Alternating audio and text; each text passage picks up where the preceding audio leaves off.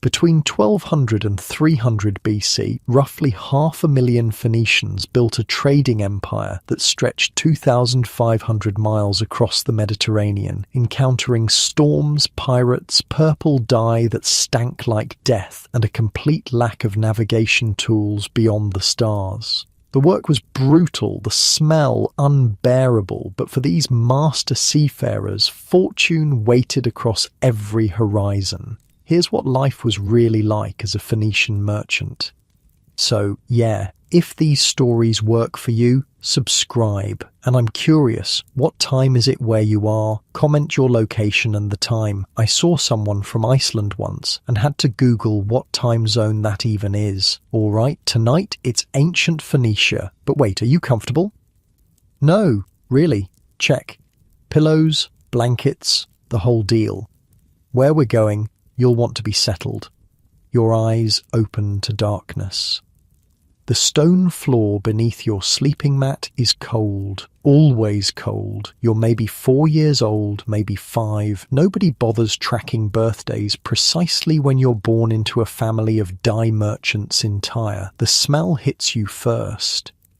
Not the smell of breakfast, not the smell of the sea, though that's there too, salt and brine mixing with everything else. No, it's the other smell, the one that never really leaves. Rotting fish mixed with something sharper, something that makes your nose wrinkle even now, even after living with it your whole short life. Your father's dye workshops are 3 buildings down.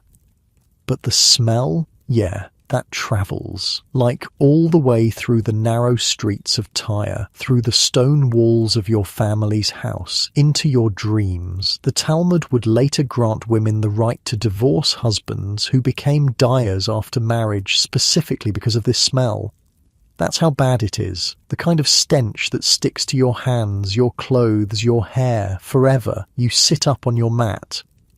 The room you share with your 2 brothers is maybe 8 feet by 8 feet, stone walls on 3 sides, a small window cut into the 4th, no glass, just an opening that lets in the pre-dawn light from the Mediterranean. Your older brother Hanno is already gone. He's 11, old enough to work the workshops before the sun rises. Your younger brother still sleeps curled against the wall. You can hear the city waking up outside. Footsteps on stone, voices calling out in Phoenician, though honestly you just think of it as talking. You don't know it's called Phoenician. You don't even know you're Phoenician. You're from Tyre. That's what matters. The people in Sidon up the coast, also from the coast, sure, but they're Sidonian. Different. You compete with them for trade routes, for customers, for everything. Your mother appears in the doorway. She's carrying a clay jug of water and a piece of flatbread, barley bread, the cheap kind, the kind everyone eats unless you're royalty or stupid rich. Your family isn't poor, exactly. The dye business is good, really good, but there are a lot of mouths to feed, and your father believes in reinvesting profits into more Murex shells, more vats, more everything. Up, she says. Just that. One word. You stand. The tunic you slept in is rough wool, undyed. Wearing your own product would be insane. That purple dye your family makes, 1 pound of it requires crushing 12,000 Murex snails and letting their glands rot in brine for 10 days. The smell alone would make you a social pariah. And the cost? More than your house is worth. More than 10 houses are worth. So you wear undyed wool like everyone else who works near the workshops. Your mother hands you the bread. You eat it standing up. No ceremony, no table. Tables are for rich people or for evening meals when the whole family gathers. Morning is for work, not comfort. The bread is dry, hard, but you don't complain. You learned early that complaining gets you nothing except maybe a swat on the back of the head. Your father wants you at the harbour, she says. Your heart jumps. the harbour, not the workshops. The harbour means ships, means the sea, means maybe, just maybe, you get to see the merchant vessels that sail in from everywhere. Cyprus, Egypt, Sicily, places you've only heard about in stories your father tells when he's had too much wine and gets nostalgic about his own youth at sea. You gulp down the rest of the bread. Your mother hands you the water jug. You drink. It's not cold, obviously. Nothing is cold in Tyre except the stone floors at night. The water tastes like the clay jug, earthy and strange, but it washes down the bread and that's all that matters. Go, she says. Don't make him wait. You go. The streets of Tyre are narrow, like really narrow, maybe 6 feet wide, sometimes less. Stone buildings press in on both sides, 2 stories, 3 stories, rising up toward the sky. The city is built on an island just off the coast, connected to the mainland by a narrow causeway. Space is at a premium. Every inch of land is used, built on, packed with people and workshops and warehouses. You dodge around a woman carrying a basket of fish. She yells something at you. You don't catch it, probably telling you to watch where you're going. The streets are chaos at this hour. Merchants setting up their stalls, dock workers heading to the harbour, slaves carrying amphoras of wine and oil. Everyone moving with purpose, everyone going somewhere. The smell of the dye workshops fades as you head toward the water. It's replaced by other smells. Fish, obviously. So much fish. Tyre lives on fish. Dried fish, salted fish, fish cooked with olive oil and herbs. And then there's the smell of cedarwood from the Lebanese mountains, stacked in massive piles near the warehouses. The smell of pitch from the shipyards where they're caulking the hulls of new vessels. The smell of unwashed bodies pressed together in a city of maybe 20,000 people, all crammed onto a rocky island. You make it to the harbour.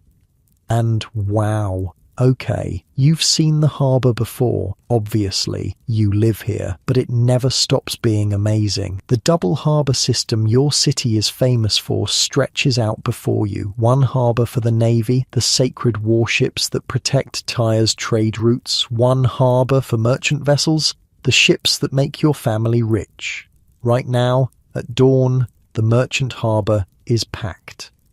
Ships with horse-headed prows bob in the water. Phoenician ships built right here in Tyre using cedar from the mountains. They're not huge, maybe 50 feet long, but they're sturdy, built using a technique your people perfected. Mortise and tenon joints where planks are fitted together with wooden pegs driven through drilled holes, so strong that these ships will still be the standard 400 years from now when the Romans are copying your designs. Your father stands near a ship being loaded with amphoras. He's talking to a man you don't recognize. Foreign by the look of him. Egyptian maybe. His skin is darker, his clothes different, wrapped linen instead of a tunic. They're gesturing at the cargo, clearly negotiating something. Price, probably. Everything in Tyre is about price. You wait. You learned this early too. Don't interrupt your father when he's doing business. Just stand there, quiet, until he acknowledges you. So you watch the harbour instead. Watch the slaves loading cargo. Watch the sailors checking the rigging. The brailed sails that let Phoenician ships tack against the wind better than anyone else's vessels. A ship is heading out to sea. The oars dip and rise, 20 men rowing in rhythm. The sail unfurls, catching the morning breeze. You can see the captain at the stern, hand on the steering oar, eyes on the horizon. No compass, no maps, not really, just the coastline, the stars, and generations of knowledge passed from father to son about where the rocks are, where the currents run fast, where the winds blow true. Baal Hannon. You turn. Your father is done with his negotiation. The Egyptian is walking away, looking pleased with himself. Your father looks less pleased, which probably means he got the price he wanted but had to work for it. Yes, father? Come here. You approach. He's a big man, your father. tall for a Phoenician with arms thick from years of hauling cargo before he became successful enough to hire others to do the hauling. His beard is streaked with grey now, but his eyes are sharp. Always calculating, always thinking 3 deals ahead. He puts a hand on your shoulder. You see that ship? He points to the one being loaded. You nod. That's going to Cyprus. 14 days if the winds are good, 3 weeks if they're not. It's carrying olive oil, wine, and 2 amphoras of our purple dye. You know how much those 2 amphoras are worth? You shake your head. More than I paid for your mother, he says. And he's not joking. Marriage contracts in Phoenicia are business transactions. Your mother came with a dowry of land near Sidon. Your father paid a bride price of silver and promised trade connections. That's how it works. The purple, you ask, because you're supposed to show interest, supposed to prove you're paying attention, is going to the Egyptian royal court, your father says. The pharaoh's daughter is getting married. They need purple cloth for the ceremony, only the best, only ours. You feel a swell of pride at that.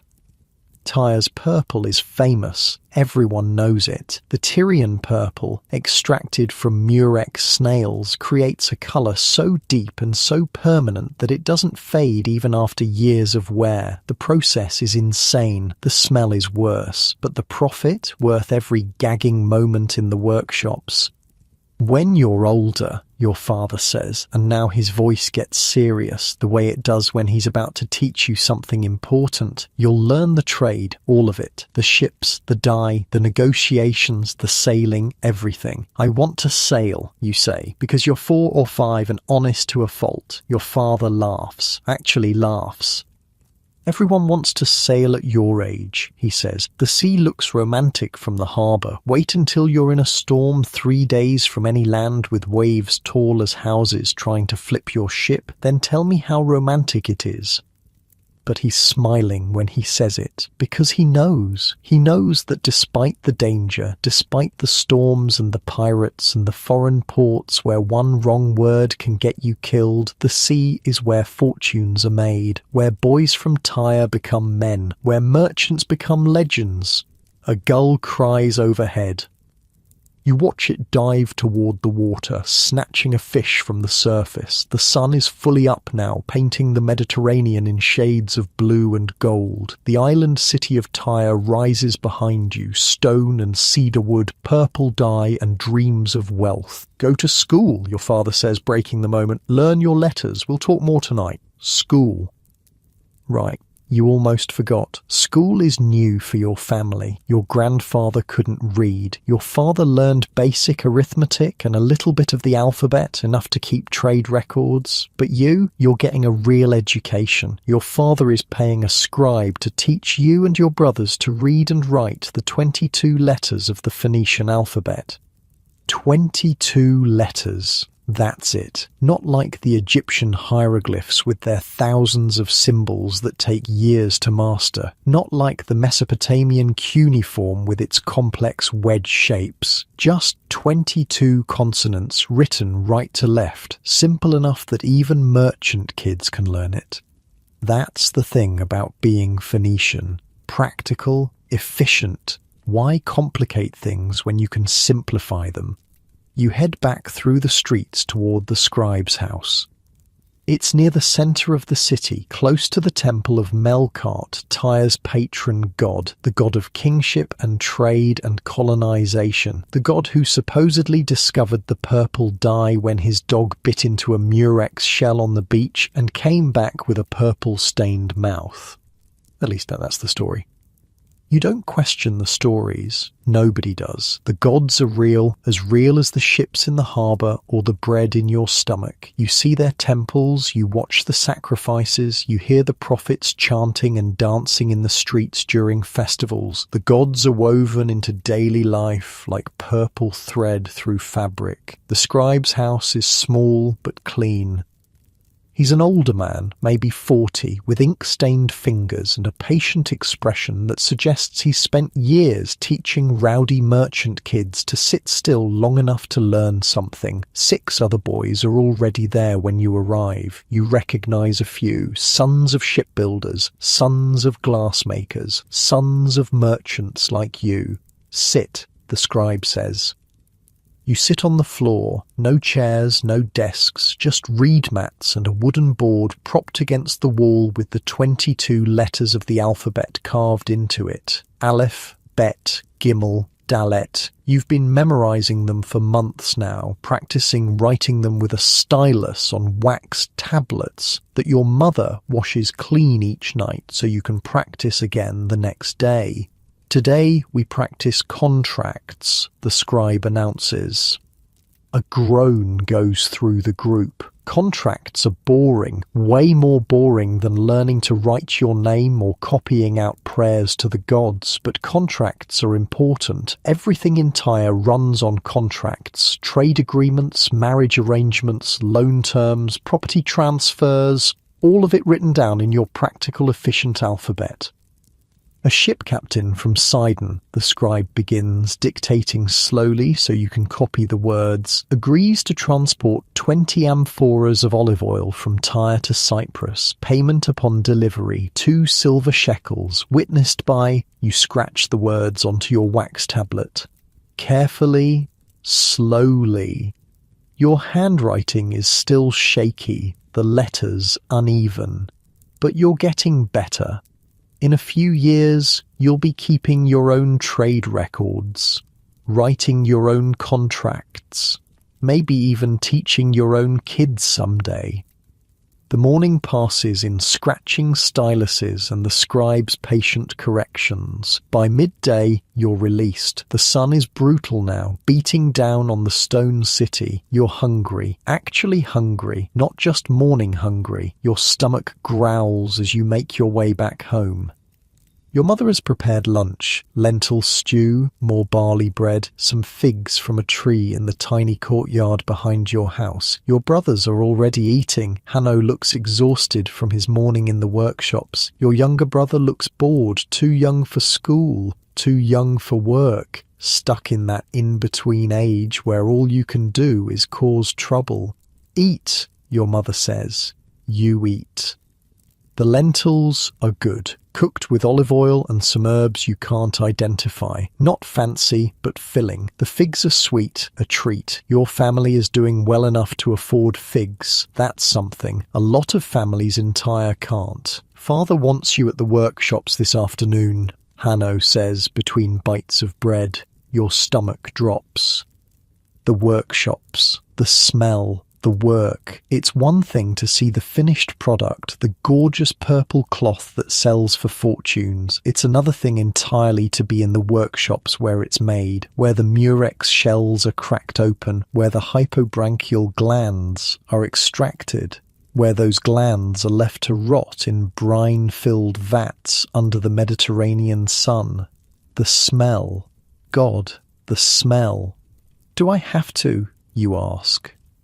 Your mother gives you a look, that look, the one that says asking questions like that is pointless. Of course you have to. This is your family's business. This is how you eat, how you survive, how you maybe someday become rich enough to buy your own ship. You finish your lunch. The walk to the workshops feels too short. They're on the southern edge of the city, as far from the residential areas as possible, while still being inside the city walls. 14 kilometres away in Sarepta, there's another workshop complex that handles the bulk of Tyre's dye production, far enough away that the smell doesn't reach the city proper. But your family has a smaller operation here in Tyre itself, mostly for specialty orders and immediate needs. The smell hits you half a block away. Rotting shellfish, putrefying sea snails, brine and decay and something chemical that you don't have words for. It's so strong that you have to breathe through your mouth, and even then you can taste it on your tongue. Workers walking out of the complex have that stench clinging to them like a second skin. Your father is waiting outside. He hands you a strip of cloth. "Tie this around your face," he says. "It helps." It doesn't help. You tie it anyway and follow him into the first building. Inside, the smell is almost physical, a wall of stench that makes your eyes water. Vats line the walls, large clay containers filled with crushed murex shells and seawater and the extracted glands of thousands upon thousands of sea snails. Some vats are fresh, the mixture still bright. Others have been sitting for days, the contents a dark, bubbling mess that looks like it should be poisonous. It probably is poisonous. You don't ask.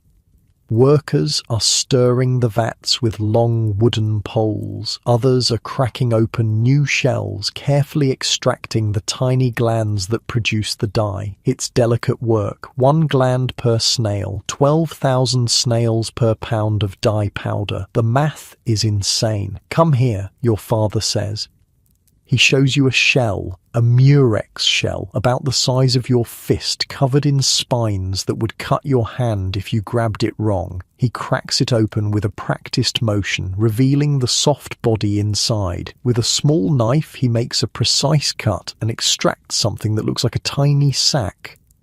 "This," he says, holding it up, "is worth more than gold, weight for weight, at least once it's processed." You stare at the tiny thing. It's wet, slimy, completely unremarkable. "That's it?" you ask. "That's it," your father confirms. "Now multiply by 12,000. Now factor in the labour, the time, the skill, the workshops, the vats, the secret process that only we know, and you start to understand why purple cloth costs what it does." He drops the gland into a basket already half full of them. Later, those glands will be added to a vat. They'll rot, they'll stink, they'll transform through some biological magic you don't understand into a dye that creates the most coveted colour in the ancient world. A colour that Roman emperors will kill for. A colour that will make your family wealthy enough to survive everything the next few centuries throw at you. Invasions, sieges, imperial tribute, all of it survived because of these tiny, stinking glands from sea snails that most people would step on without a second thought. "This is our fortune," your father says simply. "Remember that. You remember." Your father makes you stay for an hour, watching the workers, learning the process, where the best murex hunting grounds are, how to tell a good snail from a bad one, the timing required for the vats, the way the mixture has to be exposed to sunlight at precisely the right moment to achieve that deep rich purple instead of a muddy brown. It's complicated, way more complicated than you expected. And the smell never gets better. Even with the cloth tied around your face, even breathing through your mouth, it seeps into everything, your hair, your skin, your clothes. Later tonight, your mother will make you strip naked outside the house and wash with water drawn from the cistern before you're allowed inside. But you learn, that's the point. You learn that luxury comes with a price, that beauty requires suffering, that the gorgeous purple cloth that adorns Egyptian pharaohs and Mesopotamian kings starts here in these stinking vats with these rotting shells, with these workers who sacrifice their noses and their social lives for a wage that's better than farming but worse than trading. The sun is low when your father finally lets you leave. You stumble out of the workshop, gasping for clean air. The harbour breeze helps. Salt and fish and cedar wood, yes, but nothing compared to what you just left behind. Your father claps you on the shoulder. "You did well," he says. "Tomorrow, school again, then the harbour. We'll make a merchant of you yet." You walk home together through the darkening streets of Tyre. The city is transforming as it does every evening. Market stalls closing, lamps being lit in windows, the smell of cooking food drifting from doorways, barley stew, roasted fish, bread baking for tomorrow. Your mother has dinner ready. Your whole family gathers in the main room. Your father, your mother, your two brothers, your grandmother, your father's mother, who lives with you because that's how it works. Your mother's younger sister, who hasn't married yet and helps with the household work.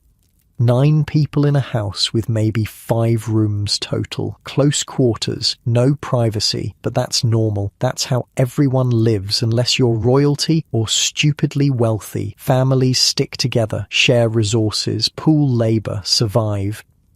The food is good tonight. Your father must have made a profitable deal today. There's fish alongside the lentils, real fish, not just the dried stuff, cooked with olive oil and something that might be imported spices worth their weight in silver. Your father's feeling generous or showing off, or both. Tell them, your mother prompts. Your father clears his throat. The room goes quiet. The Sidon ship, he announces, the one carrying our dye to Egypt. It made it through safely. The Egyptian court is pleased. They're ordering more, much more. A cheer goes up around the room. More orders mean more work. More work means more money. More money means the family prospers. Maybe your grandmother gets new sandals. Maybe your mother can afford that bronze cooking pot she's been eyeing. Maybe, just maybe, there's enough to expand the workshop, buy another ship. Life in Tyre runs on trade, on risk, on ships that might sink or might make it through, on dye that might sell for a fortune or might not find a buyer, on relationships with foreign courts that might last years or might collapse with one political shift. Everything is uncertain, everything is a gamble. But when it works, when the ships come home full of silver and the orders keep coming and your purple dye adorns the most powerful people in the known world, it's worth it. Your younger brother falls asleep at the table. Your mother carries him to the sleeping room. Your father pours himself some wine, the good stuff from Cyprus that costs more than you want to think about. Your grandmother starts singing, an old song in Phoenician that you've heard 100 times. Something about sailors and the sea and coming home safely. You lean against the wall, full and tired.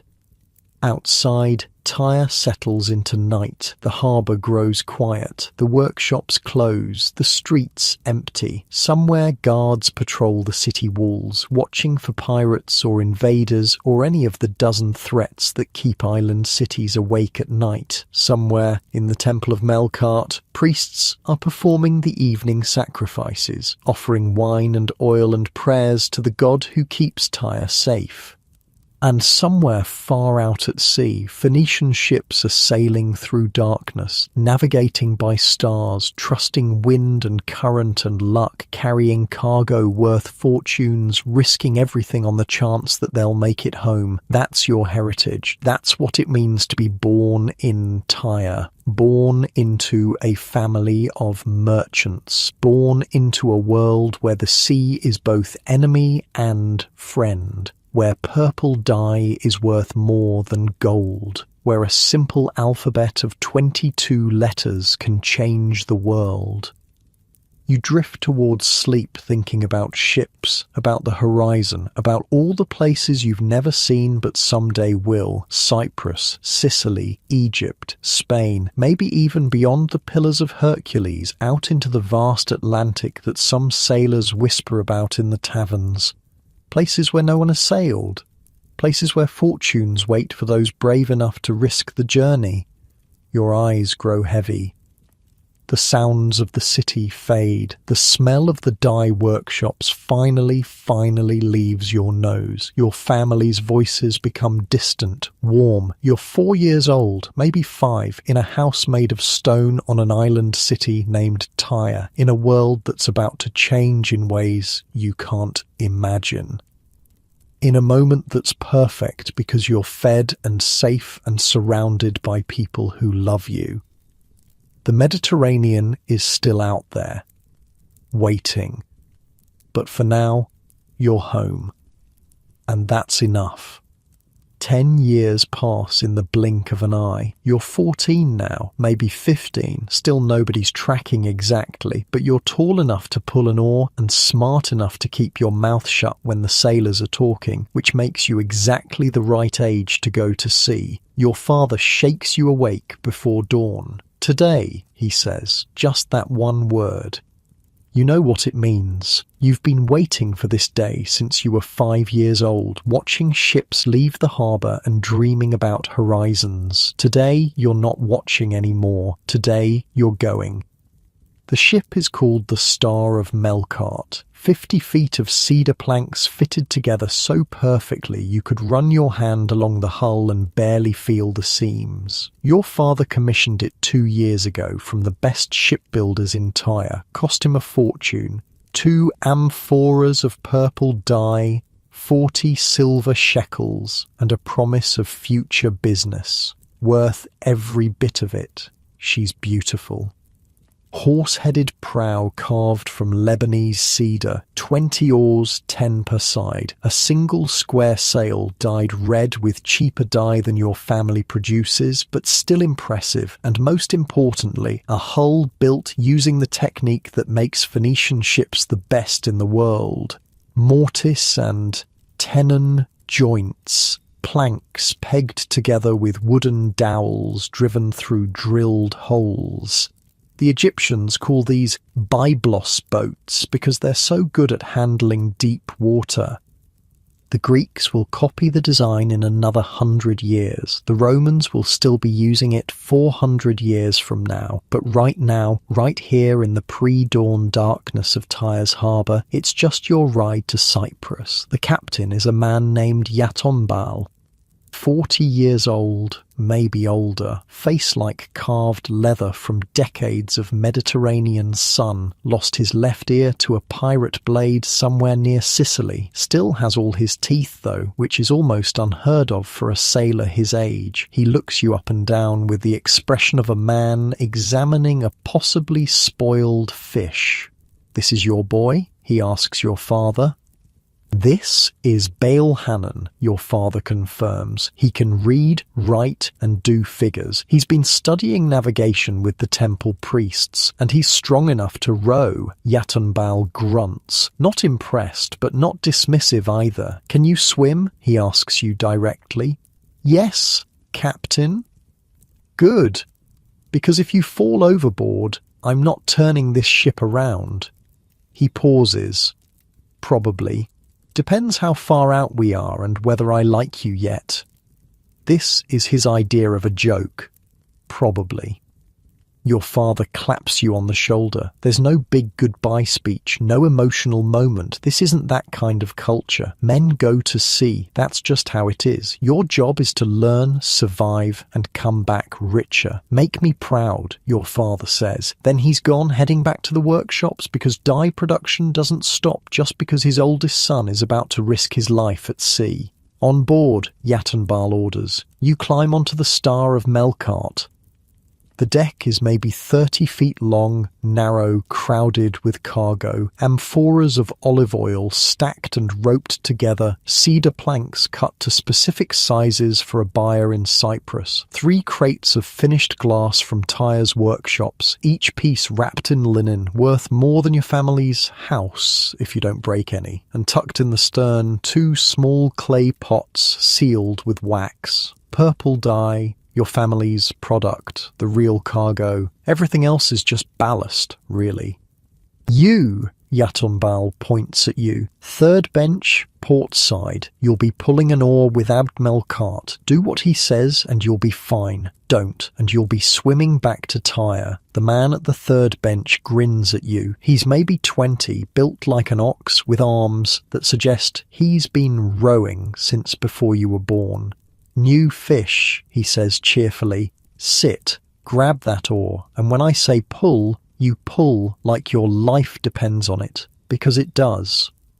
You sit. The bench is hard wood, worn smooth by years of use. The oar is heavier than it looks, thick cedar polished by countless hands. You grip it where Abd Melkart shows you. "Not like that," he corrects. "Lower. Yeah, there. You want your whole back in the motion, not just your arms. Arms'll give out in an hour. Back lasts all day.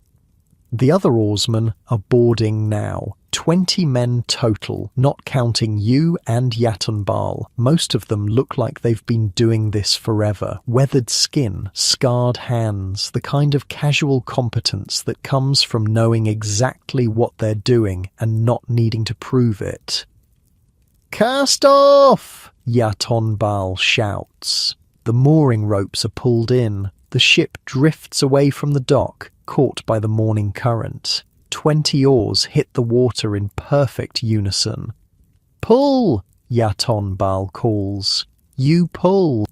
Holy hell, you pull. The oar fights you, the water resisting every stroke. Abdmelkart beside you makes it look easy, his oar slicing through the Mediterranean like butter. Yours feels like you're trying to move a mountain. "Put your back into it," Abdmelkart laughs.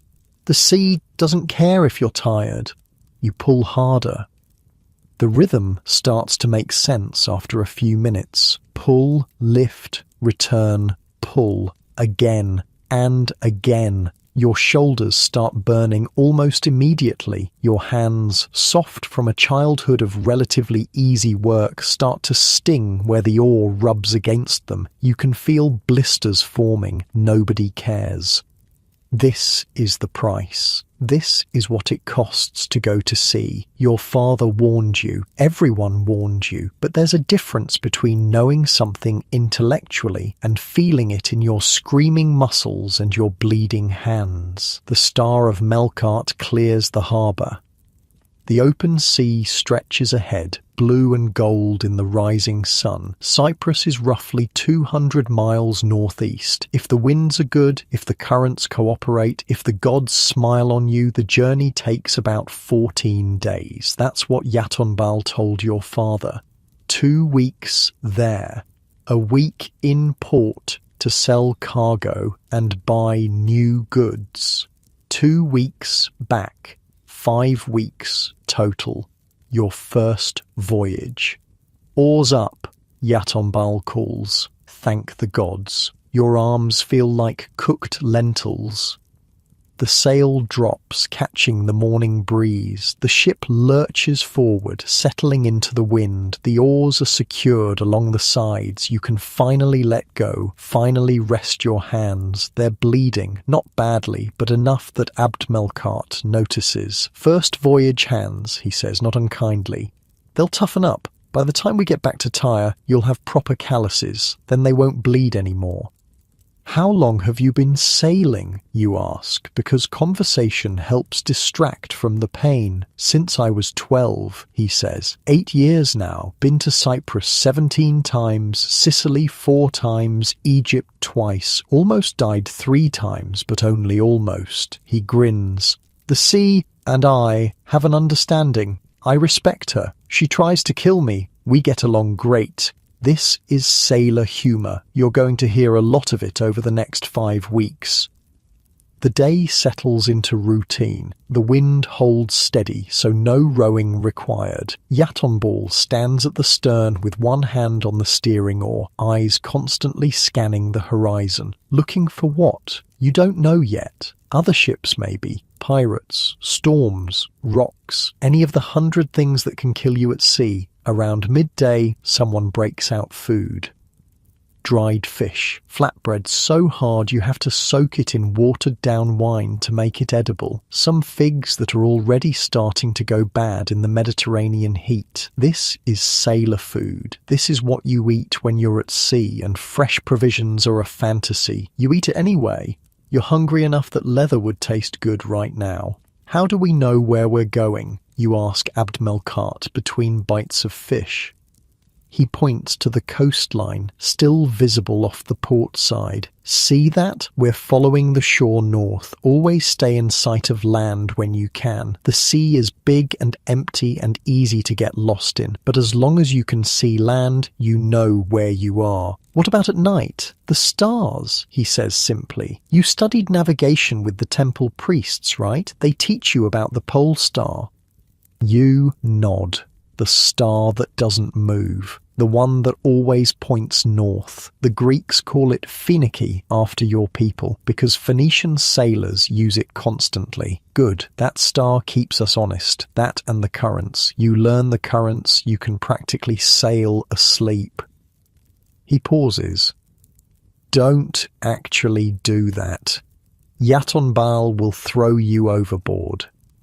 The afternoon drags on. The sun is brutal, beating down on the open deck. There's no shade on a ship like this, no cover. You're just exposed to the elements. The Mediterranean in summer is hot, like really hot. You're sweating through your tunic within an hour. Around you, the other sailors are doing sailor things, checking the rigging, adjusting the brailed sails, those lines that run along the sail's edge and let you shape it to catch the wind just right, bailing water from the bilge because all ships leak a little and you have to stay ahead of it, trading stories, sleeping because when you can rest, you rest. You try to sleep, can't. Too excited, too nervous. Too aware that you're actually here, actually doing this, actually sailing away from Tyre for the first time in your life. The coastline slowly changes. The mountains of Lebanon give way to lower hills. Different cities appear in the distance. Sidon, probably, though you're far enough out that you can't make out details. Then nothing for a while, just coastline and sea. Evening approaches. The wind shifts slightly. Yatonbal adjusts course without drama, just small movements of the steering oar. He's been doing this so long it's automatic, like breathing. We'll anchor off that beach for the night, he announces, pointing to a cove up ahead. Why anchor, you ask Abdmelkart quietly. Can't we sail at night? Can, he says, but don't if you don't have to. Too much can go wrong in darkness, rocks you don't see, other ships, plus the men need rest. Rowing all day takes it out of you. The ship noses into the cove as the sun touches the horizon. The anchor is dropped, a big stone tied to a rope. Not fancy, but it works. The ship settles, rocking gently in the shallow water.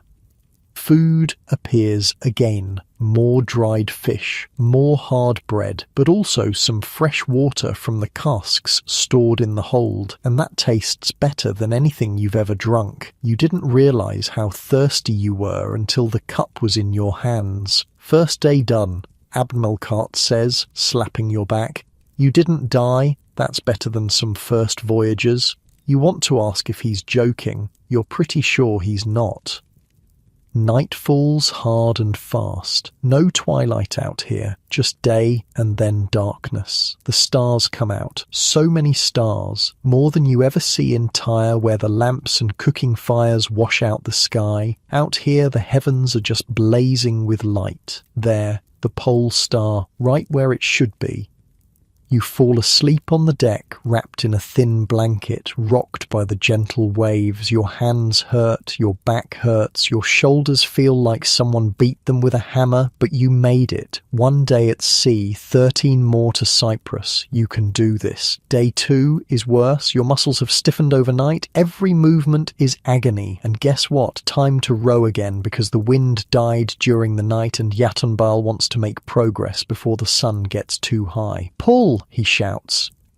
You pull. Your hands scream at you. The blisters from yesterday have opened up, making the oar slippery with blood. Abdmelkart sees, sighs, and wraps your hands with strips of linen before your next stroke. Should have done this yesterday, he mutters. New fish. Always forget their hands.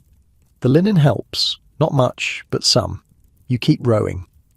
Hours pass. The sun climbs. You row, you rest, you row again. The coastline slides by endlessly. More cities, more beaches, more mountains. The Mediterranean is huge. You knew that intellectually, but being out on it day after day, watching the horizon stretch forever in all directions, that's different. That's when you understand why sailors tell stories about sea monsters. Because out here, anything could be out here. Day 3 brings a storm.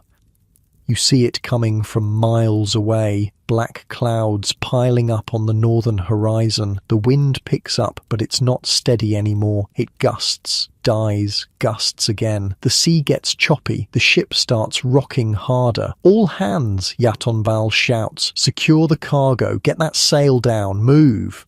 Everyone moves. You've never seen men work so fast. The cargo is double-checked, extra ropes thrown over the amphoras. The sail comes down, gets tied off, the oars are secured, and then you wait. The storm hits like a fist. One moment the sea is rough but manageable. The next moment waves are crashing over the bow. The wind is screaming. Rain hammers down so hard you can barely see the man next to you. The Star of Melkart pitches and rolls, and you grab onto whatever you can find and just hold on.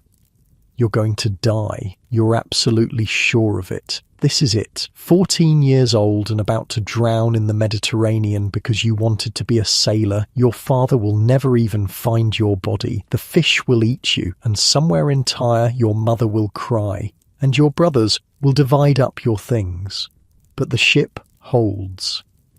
Those mortise and tenon joints, those wooden pegs driven through drilled holes, they hold. The Star of Melkart was built by masters who knew what they were doing. She bends, she creaks, she sounds like she's about to break apart any second. But she doesn't. 2 hours later, the storm passes.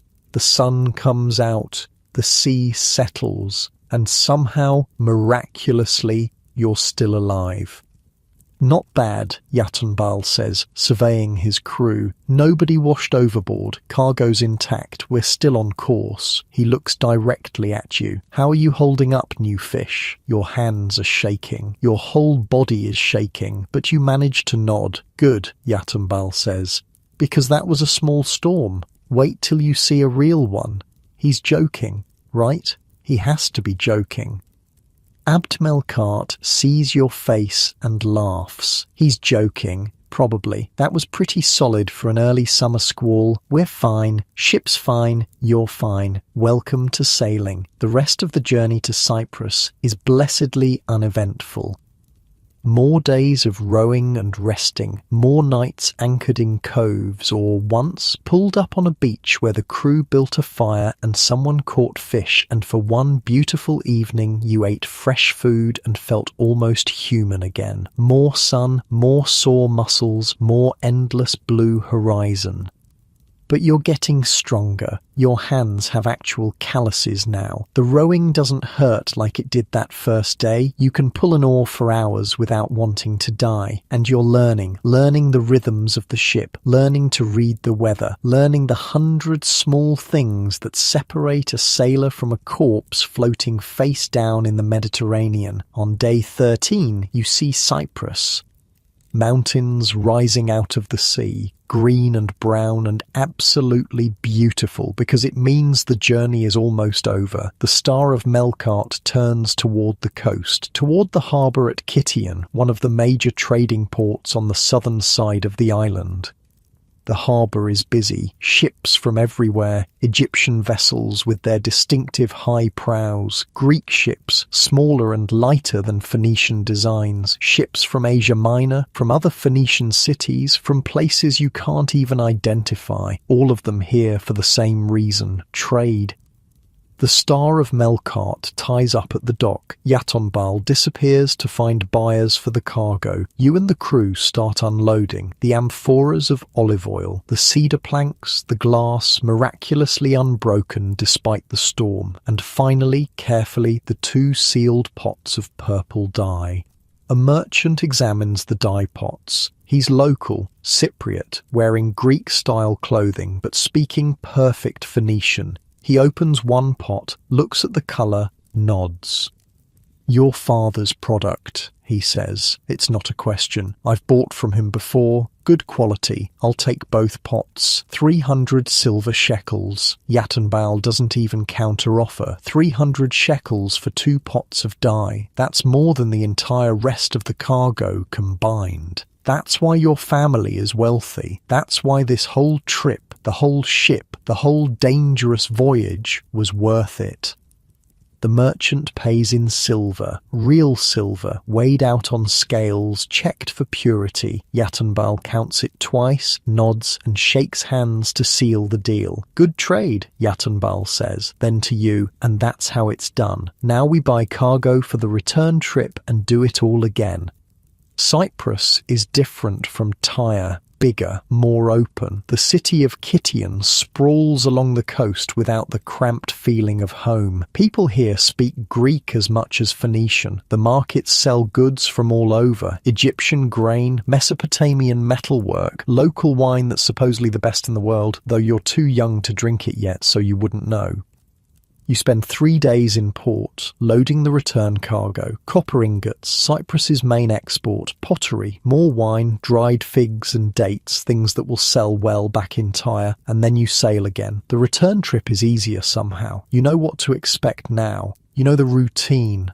You've survived one storm, so another one doesn't scare you quite as much. Your hands are properly calloused. Your back is stronger. You're becoming what you wanted to be, a sailor. 14 days later, the Star of Melkart enters Tyre's harbour. Your father is waiting on the dock. He doesn't hug you, that's not his style, but he looks you over, sees that you're still in one piece, and nods approval, respect. Good voyage? He asks. We made it, you say. Then it was good enough. He claps your shoulder. Get cleaned up. Rest. Tomorrow we go over the accounts and you tell me everything you learned. You're home. You're safe. You're richer than when you left. And you already can't wait to go again. You're 18 when your father decides it's time you actually learn the secrets, not the basic stuff. You already know that. How to crack the shells without destroying the glands, how to sort good murex from bad, the timing on the vats, the sunlight exposure that turns muddy brown into that deep, gorgeous purple that kings murder over. No, your father wants to teach you the real secrets, the ones that keep your family ahead of Sidon, the ones that mean the difference between wealth and bankruptcy. He takes you to the Sarepta workshop complex at dawn. This place is 14 kilometers south of Tyre, built specifically so the smell doesn't reach the city. Smart, because even from half a kilometer away you can smell it. That rotting shellfish stench mixed with something chemical and wrong. Your nose has never gotten used to it. 4 years of regular visits and it still makes you want to gag. The complex is bigger than you remember. Your father has expanded. 5 buildings now instead of 3. More vats, more workers, more piles of crushed shells that stretch out like small mountains of spiny death.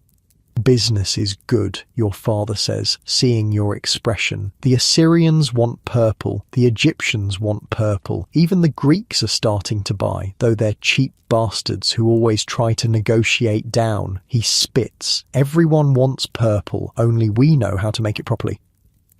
Sidon makes it too, you point out. Sidon makes garbage, your father says flatly. Their purple fades, ours doesn't. You know why? You shake your head. Because I'm about to show you. He leads you into the main building. The smell inside is apocalyptic. 20 workers are stirring vats, extracting glands, sorting shells. Most of them have that permanent stink that clings to dye workers. The smell that never washes off completely. The smell that makes women refuse to marry you unless the money is really, really good. Your father walks past all the active vats to a small room at the back. It's locked. He produces a key from around his neck, opens the door. Inside is darker, cooler. Shelves line the walls covered with small clay jars. Each jar is labelled in your family's personal shorthand, a code based on the Phoenician alphabet but modified so outsiders can't read it. This, your father says, is what separates us from everyone else. He picks up one jar, opens it. Inside is a powder, reddish-brown, fine as dust. Crushed shells from the red murex, he explains. Different species than the ones we use for purple, found only off the coast near Mogador, way out past the Pillars of Hercules. Cost me half my profits last year to establish a supply line. He sets it down, picks up another jar. This one is from the banded murex, gives a bluer shade. This third one, mystery ingredient. You want to know what it is? Yes? Urine. You stare at him. Human urine, specifically, your father continues, completely serious. Mixed with wood ash, acts as a mordant, makes the dye stick to the fabric permanently. Without it, the purple washes out after a few months. With it, lasts decades, gets deeper the older it gets. So, the royal courts of Egypt and Mesopotamia are wearing fabric dyed in piss and rotting snail glands. The rich and powerful of the ancient world are basically wearing processed death and human waste. And they pay fortunes for the privilege. You're laughing, your father observes. Sorry, don't be. It's funny. It's also brilliant. You think the Sidonians know about the urine? They don't. Their dye fades because they skip this step. Our dye is permanent because we're willing to do what they won't. He pauses. Which brings me to the real secret. He pulls out a fourth jar, smaller than the others. The label is in code you can't read. This is the ratio, your father says. How much murex extract, how much of each powder, how much mordant, the exact temperatures, the timing on the sunlight exposure. Get one thing wrong and you waste months of work and thousands of shekels in materials. He hands you the jar. This stays in the family. Nobody else sees it. Nobody else knows it. This is why we're rich and Sidon is scrambling to keep up. You take the jar carefully. It's heavy for its size. Inside, instead of powder, is a small clay tablet covered in writing. Your father's handwriting, dense and precise. This is it, the formula, the thing that makes your family's fortune. Memorize it, your father says. Then destroy the tablet. Never write it down again. Pass it to your son verbally when he's ready. That's how my father taught me. That's how you'll teach your children. So, you spend the next 2 weeks at Sarepta learning, really learning, the exact temperature the vat needs to be, how to tell by touch, by smell, by the way the mixture bubbles, the precise moment when the glands have rotted enough but not too much, how to expose the dye to sunlight at the right angle, the right duration, watching the colour shift from green to blue to purple to that perfect deep shade that screams royalty. It's insanely complicated. And dangerous, not just you might lose money, dangerous, actually dangerous. The chemicals in the vats can burn your skin, the shells can slice your hands open, workers occasionally pass out from the fumes. One man, you learn, died 3 years ago when a vat tipped over and spilled its contents on him. The rotting mixture ate through his skin before anyone could wash it off. But the money, God, the money. Your father shows you the accounts one evening after work, sitting in his small office at Sarepta, wine in hand, going over the clay tablets that record every transaction. Last year, he says, we processed 200,000 murex shells. That gave us 16 pounds of finished dye powder. We sold it for 4,000 silver shekels. Our costs were maybe 500 shekels. Everything else is profit. You do the math in your head. That's insane profit margin. No wonder your family lives well. No wonder your father can afford to expand the workshops. No wonder he's negotiating to buy a second ship. This year, your father continues, we're expanding. I want to process 300,000 shells, maybe more. The Assyrian court just placed a big order. King Shalmaneser wants purple for his throne room, wants enough to cover every wall, every curtain, everything. He grins. It's going to cost him approximately what he paid to conquer half of Syria. Can we deliver that much? With your help? Yes. I need you here full-time. No more sailing to Cyprus. No more screwing around in Tyre. You're a master dyer now. Act like it, so you do. Age 18 to 22 becomes a blur of Murex shells and stinking vats. You get good at it, really good. You can tell the quality of a shell just by looking at it. You can smell when a vat is ready. You can judge the exact moment to expose the dye to sunlight, pulling it at the peak moment when the color is perfect. Your hands are permanently stained, purple under your fingernails, purple in the creases of your palms. No amount of washing gets it out completely. You smell like the workshops. You smell like death and chemicals and profit. Women in Tyre literally cross the street to avoid you, but you're getting rich. At age 19, your father gives you a share of the business, 10% of the profits. It's enough to buy your own small house, not big, not fancy, but yours. Stone walls, a tiny courtyard, a roof that doesn't leak. You're 19 years old and you own property in Tyre. That's huge. At age 20, a rival dye family from Sidon tries to steal the formula. They send a spy. A worker who applies for a job at Sarepta claims he's from a small village near Byblos, works hard for 3 months while watching everything. Your father figures it out when the guy asks too many questions about the ratios. The spy disappears. You don't ask what happened to him. In the competitive world of Phoenician dye production, trade secrets are protected with violence when necessary. Corporate espionage is real, and the consequences are permanent. Sidon gets the message. They stop trying to steal your formula and instead focus on undercutting your prices. It doesn't work. Their purple still fades. Yours doesn't. Quality wins. At age 21, you personally oversee your first major shipment.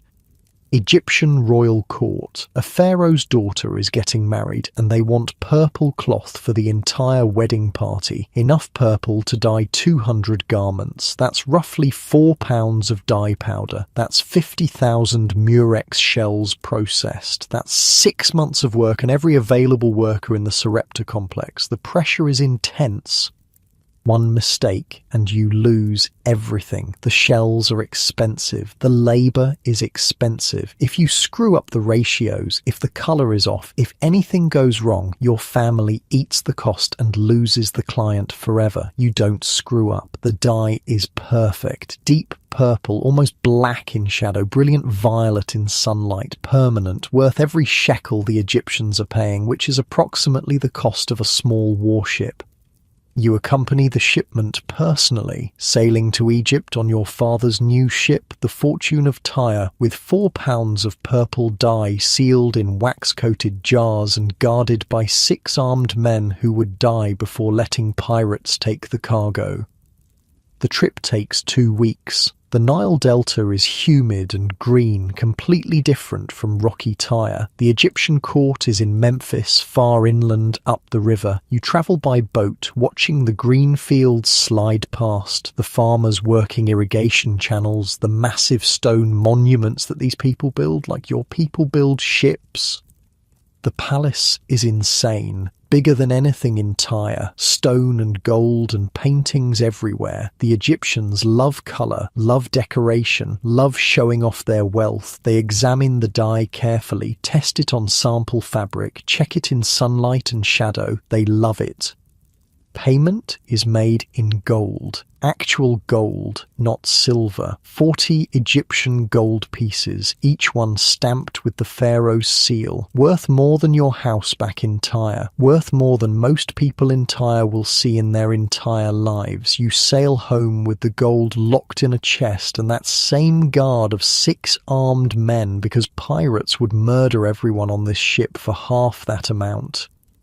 Back in Tyre, your father weighs the gold, nods, and hands you your share. 4 gold pieces, your cut of the deal. Not bad for a kid who used to cry about the smell, he says. You laugh, because yeah, you did cry. That first visit to the workshops when you were 5 years old, you absolutely cried.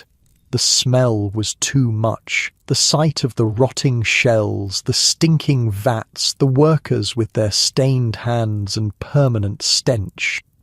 But you learned. You adapted. You became what you needed to become. At age 22, you're one of the wealthiest young men in Tyre. Not richest. Your father still controls most of the family fortune, but wealthy enough that people know your name. Wealthy enough that other merchant families are starting to make subtle inquiries about marriage arrangements. Wealthy enough that you walk through Tyre's markets and shop owners call you master and offer you their best goods.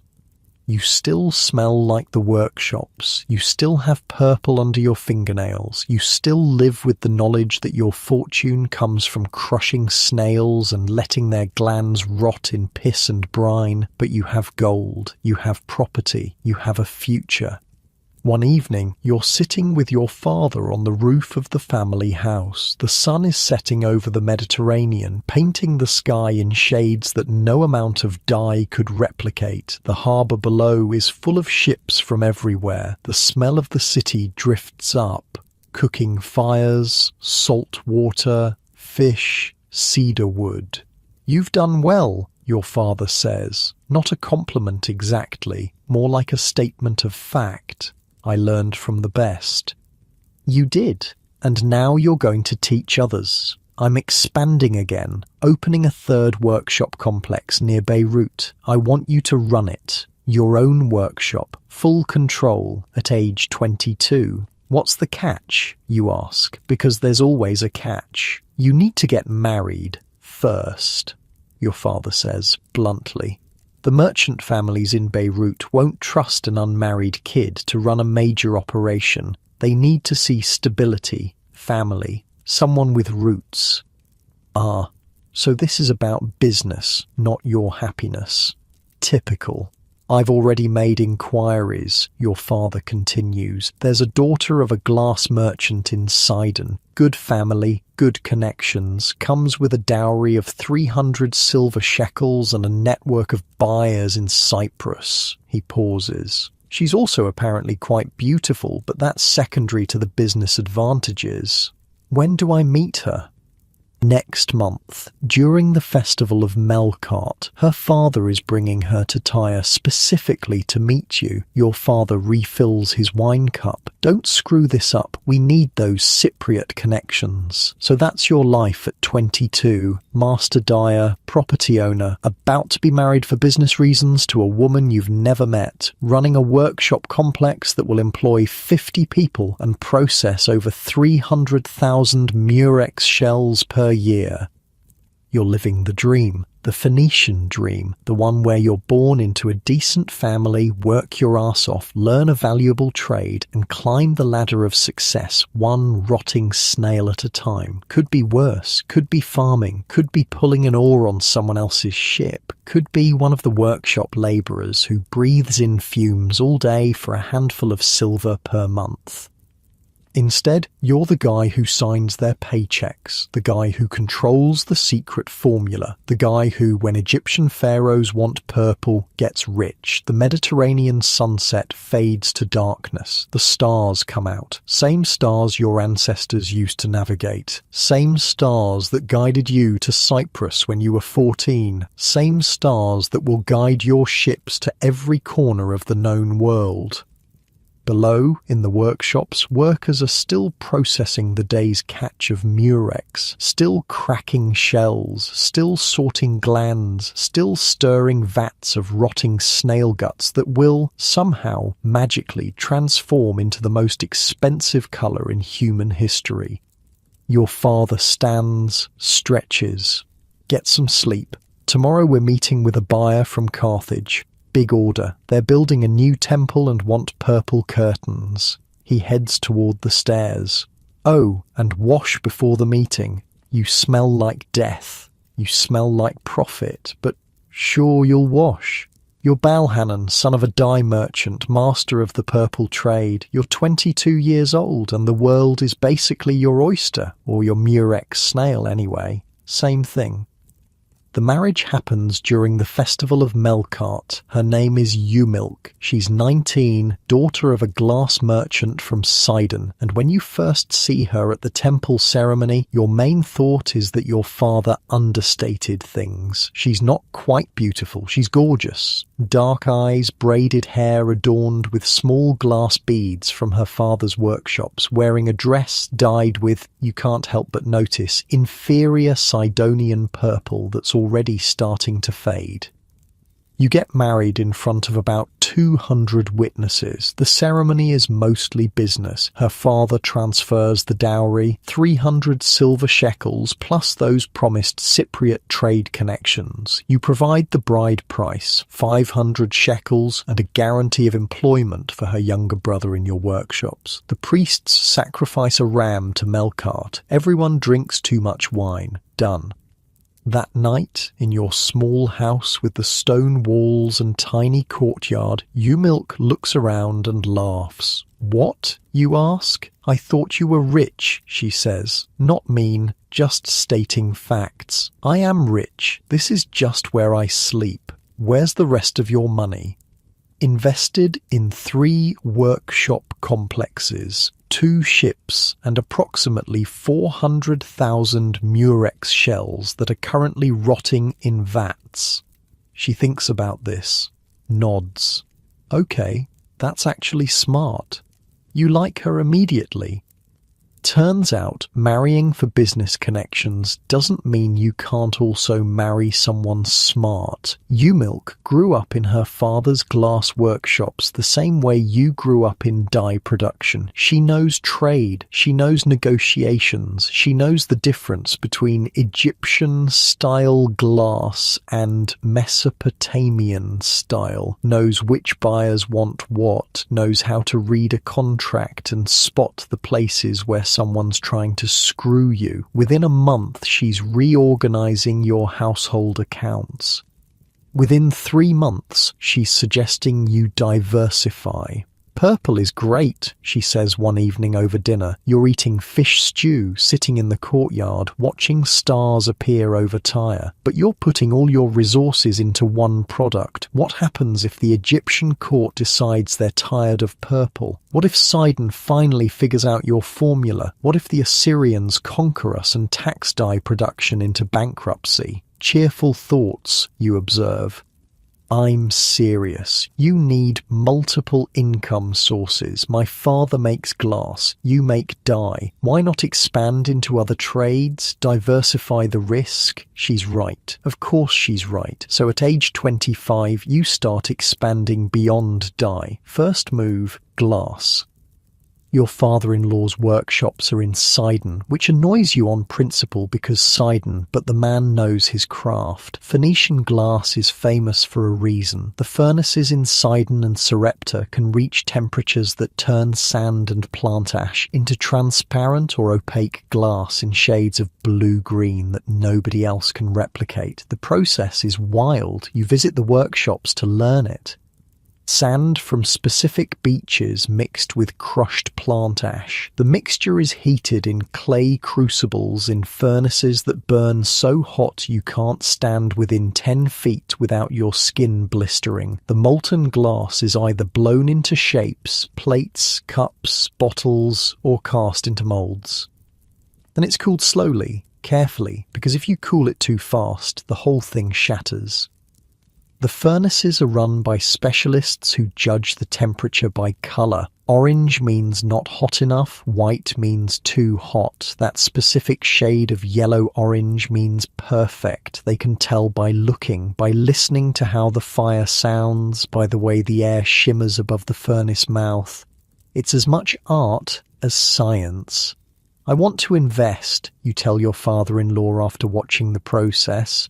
You want to compete with me? He raises an eyebrow. I want to partner with you. You provide the glass expertise. I provide capital and distribution networks. We split profits. He considers this. Smart man, your father-in-law. He knows a good deal when he hears one. 60-40 split, he says. My favour. I'm providing the actual knowledge. 55-45. I'm providing the ships and the buyers. Deal. You shake on it. Now you're in the glass business. The beauty of glass is that it's lighter than dye, but worth nearly as much by weight. A shipload of glass products, plates, beads, decorative items can sell for 800 shekels if you hit the right market. Egyptians love glass. Greeks are starting to buy. Even inland Mesopotamians want it for their temples and palaces. But glass is also fragile, incredibly fragile. You learn this the hard way on a trip to Cyprus when a wave hits your ship wrong and 3 crates of glass shatter. That's 200 shekels of merchandise turned into expensive sand. Your crew looks at you nervously, waiting for you to explode. You don't explode, you just make a note. Pack the glass better, more linen wrapping, more rope securing the crates, maybe build special compartments in the hull designed specifically for fragile cargo. Age 26 brings your second diversification, cedarwood. The mountains behind the Phoenician coast are covered with cedar forests. These trees are massive, 100 feet tall, trunks 6 feet wide, wood so strong and aromatic that everybody wants it. Egypt has basically no trees. Mesopotamia has even fewer. They need cedar for everything. Ships, buildings, furniture, temple construction. Tyre's been selling cedar forever, but you notice something. The middlemen are making more money than the people actually cutting the trees. Why not cut out the middlemen? You hire a team of woodcutters, 30 men willing to live in the mountains for months at a time, felling trees, cutting them into manageable logs, dragging them down to the coast. It's brutal work. The mountains are steep, the trees are heavy. Men die when logs slip and crush them. Men die when they fall from cutting platforms. Men die because mountain work in Lebanese summer heat kills people. But the profit margin is insane. A single large cedar log sells for 20 shekels. Your costs per log, paying the woodcutters, transportation, bribing the local village headmen who technically control forest access, maybe 5 shekels. That's 400% markup. Egypt alone needs hundreds of logs per year. The pharaohs are always building something. Temples, palaces, boats, royal furniture. They'll pay top price for quality cedar, and Phoenician cedar is quality. The smell alone tells you that. Aromatic, lasting, resistant to rot and insects. You make your first major cedar deal with a Memphis merchant when you're 27. He wants 50 logs, large ones, minimum 3 feet diameter, for the pharaoh's new palace complex. Payment 1,000 silver shekels plus a contract for ongoing supply. We can do that, you say confidently. What you don't mention is that you currently have exactly 0 logs in inventory, and your woodcutters won't have 50 quality logs ready for at least 3 months. But that's fine. The merchant doesn't need the logs for 6 months. You have time.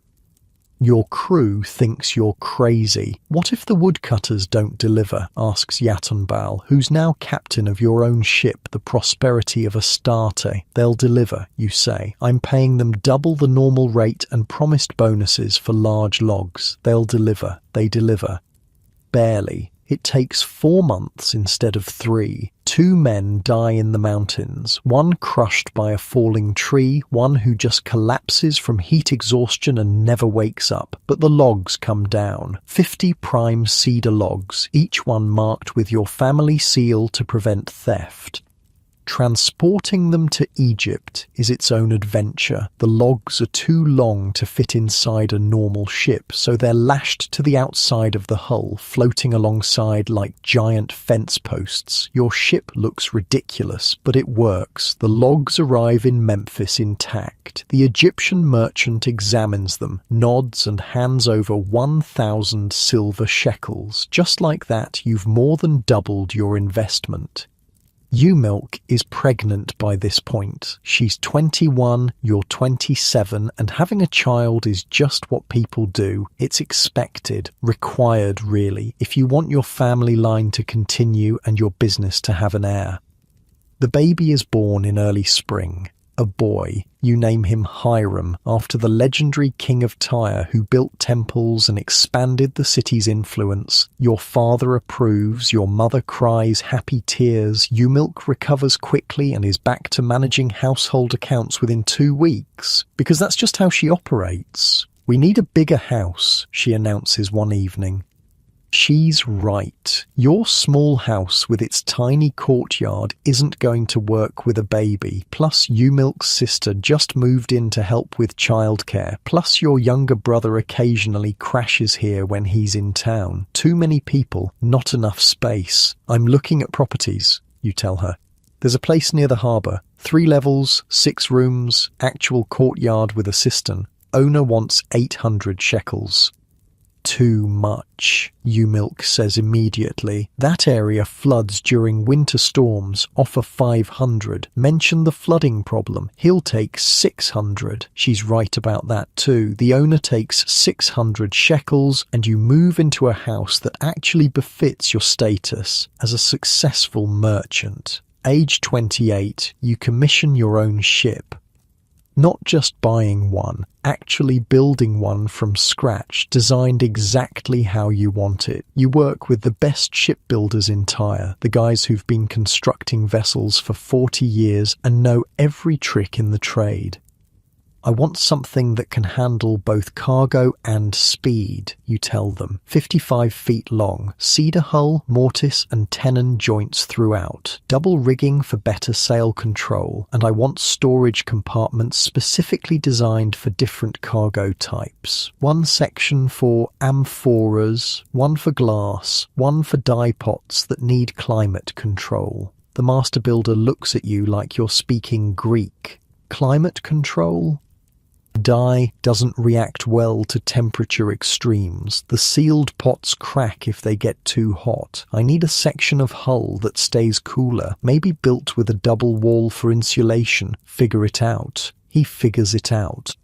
The ship takes 6 months to build. You visit the shipyard every week watching the progress. First, the keel is laid, a single massive cedar log, straight as possible, forming the ship's spine. Then the planks are fitted, one by one, each joint carefully measured and cut. The Mortison technique your people perfected, rectangular holes cut into the edges of planks, wooden tenons fitted into those holes, then pegs driven through to lock everything together.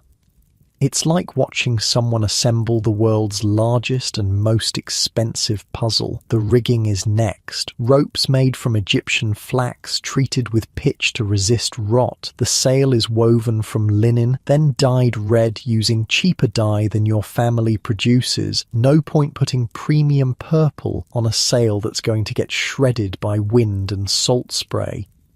The horse-headed prow is carved last, a traditional Phoenician touch, the head of a horse rising from the bow, supposedly bringing good luck and fair winds. Whether it actually works is debatable, but every Phoenician ship has one, so why risk it? The ship costs you 1,800 shekels. That's more than your house, more than 2 years' profit from the dye business, but it's worth it. This ship is yours, designed for your business needs, fast enough to outrun pirates, strong enough to handle storms, big enough to carry serious cargo, but small enough to maneuver into tight harbours. You name her the Fortune's Promise. The launch ceremony happens on a perfect spring morning. The ship is blessed by priests of Melkart. Your father is there, nodding approval. Umilk is there with baby Hiram, who's completely uninterested in ships and mostly wants to eat. Half of Tyre's merchant class shows up because ship launches are social events where deals get made and alliances get formed. The Fortune's Promise slides into the harbour. She floats. The hull is sound. The shipbuilders look relieved. Sometimes new ships sink immediately if something's wrong with the construction, which would be embarrassing and expensive. Captain Yatonbal walks the deck testing everything, the steering oar, the rigging, the deck planks. He climbs the mast to check the top rigging. He goes below to inspect the hull from inside. Finally, he climbs back up and grins. She's solid, he announces. Give me a crew and I'll sail her to the end of the world. How about Sicily, you suggest? I've got a buyer in Syracuse who wants glass and dye. You leave next week. Next week? I need to break her in first, see how she handles. You'll break her in on the way to Sicily. We've got deadlines. Yatonbal shakes his head, laughing. You're going to work me to death. You know that, right? You'll die rich, though. Fair enough. By age 29, you're running 3 separate trade operations simultaneously. The dye business, still your core operation. 3 workshop complexes churning out purple dye for buyers across the Mediterranean. Your father handles the Sarepta complex. You run the Beirut operation. A cousin manages a smaller setup near Byblos. The glass partnership with your father-in-law, furnaces in Sidon producing plates, cups, beads, decorative items. Umilk handles the logistics because she knows the business better than anyone. She's negotiating deals while nursing a baby, which is frankly impressive. And the cedarwood operation, your mountain crews cutting trees, your coastal teams processing and transporting logs. Egypt is your main buyer, but you're expanding into Mesopotamia, where the Assyrian kings are building like crazy and need wood for everything. You have 5 ships now, the Fortune's Promise, plus 4 others in your small fleet. Not a massive operation like some of the big Tyrian merchant families who have 20 or 30 ships, but respectable, growing. The money is good, really good. You're clearing maybe 3,000 shekels per year across all operations. That's wealth. That's the kind of money that means your son will never have to work in stinking dye vats unless he wants to. That's the kind of money that buys influence, respect, and a seat at the table when Tyre's Merchant Council meets to discuss important things. But it's also risky. The more you expand, the more things can go wrong. A ship sinks in a storm near Crete. That's 800 shekels of cargo gone, plus the ship itself, plus the crew. You have to pay death benefits to their families. That's just how it works. Take care of your people or nobody will sail for you. A cedar shipment gets seized by Egyptian customs because someone didn't bribe the right official. It takes 3 months and 200 shekels in additional bribes to get it released. By that time, your buyer has gone elsewhere.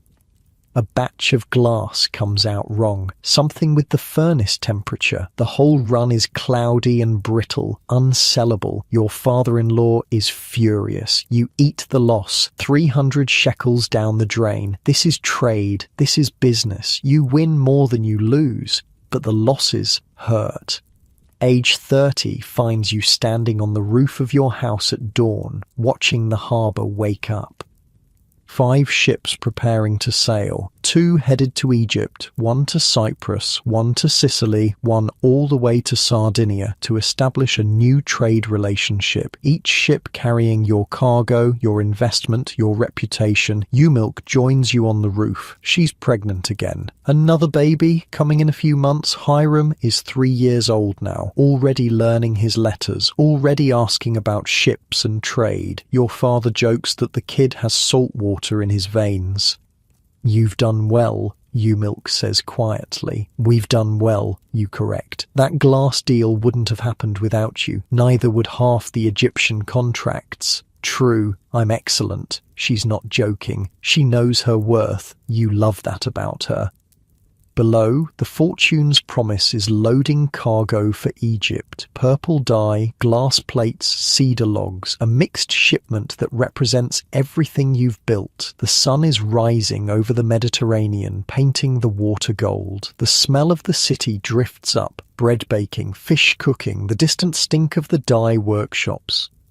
Tyre is thriving. Your people are thriving. The Phoenician city-states are at their peak, controlling trade routes from one end of the Mediterranean to the other. Colonies are being founded in North Africa, Spain, Sicily. The alphabet you learned as a child is spreading, being adapted by Greeks and others who recognize its efficiency. This is your world. This is your moment. And somewhere in the back of your mind, you know it can't last forever. Nothing does. Empires rise, empires fall, but right now, right here, you're riding the wave, making money, raising a family, building something that will outlast you. When are you going to slow down? Umilk asks. When I'm dead, you say. Very romantic. You married me for my business connections, not my poetry. Fair point. She heads back toward the stairs. Come eat breakfast. Hiram wants to hear stories about sailing. He's obsessed with boats. Wonder where he gets that. You follow her down. The ships can wait another hour. Your family can't. Unlike your clean bed right now, with your full stomach and your safe walls and your life where nobody's trying to kill you for a shipload of purple dye, where you can just exist without constantly calculating profit margins and survival odds. You're 30 years old in ancient Tyre, master of purple dye, glass merchant, cedar trader, ship owner, and you still have decades ahead of you, decades of business, challenge, risk, and reward. But first, breakfast with your family. Some things matter more than profit. Not many things, but some. The Festival of Melkart comes around every year like clockwork. You're 32 when you realize that religious festivals are basically mandatory business networking events disguised as worship, which sounds cynical, but it's true. Every merchant in Tyre shows up, every ship captain, every workshop owner, everyone who matters. The festival lasts 3 days. 3 days of sacrifices, processions, feasting, and making deals while pretending you're just there to honor the gods. Day 1 starts before dawn. You're at the Temple of Melkart with your entire household. Umilk, pregnant again with your 3rd child. Hiram, now 5 years old and bored already. Your daughter Batnoam, 3 years old, who keeps trying to pet the sacrificial ram like it's a pet instead of tomorrow's offering. Don't touch that, Umilk hisses, grabbing Batnoam's hand. But it's soft. It's dinner for the gods. Leave it alone. The temple is massive, stone columns rising 50 feet, cedarwood ceiling beams carved with images of Melkart discovering the purple dye, Melkart protecting ships, Melkart blessing merchants with wealth. The whole place smells like incense and old blood from years of sacrifices. The high priest is a guy named Abibal. He's maybe 60, wearing robes dyed with your family's purple, which makes you feel good about your business contributions to religious life. He's also wearing more gold jewelry than most people will see in their lifetime. Priests do okay for themselves. Brothers and sisters of Tyre, Abibal begins, his voice echoing in the temple. We gather to honor Melkart, Lord of the Sea, protector of merchants, guardian of our city. The crowd responds in unison. Praise Melkart. You say it too. Everyone says it. It's just what you do. Whether you actually believe Melkart is out there controlling the seas is almost irrelevant. Maybe he is, maybe he isn't. But every ship you own has a small statue of Melkart in the captain's quarters, because why risk it? The first sacrifice happens at sunrise, a ram throat cut, blood drained into a bronze bowl. The priests burn parts of it on the altar, the smoke rising up to wherever gods hang out. The rest of the meat will be distributed later to the temple staff and the poor. Nothing gets wasted. Why are they killing the sheep?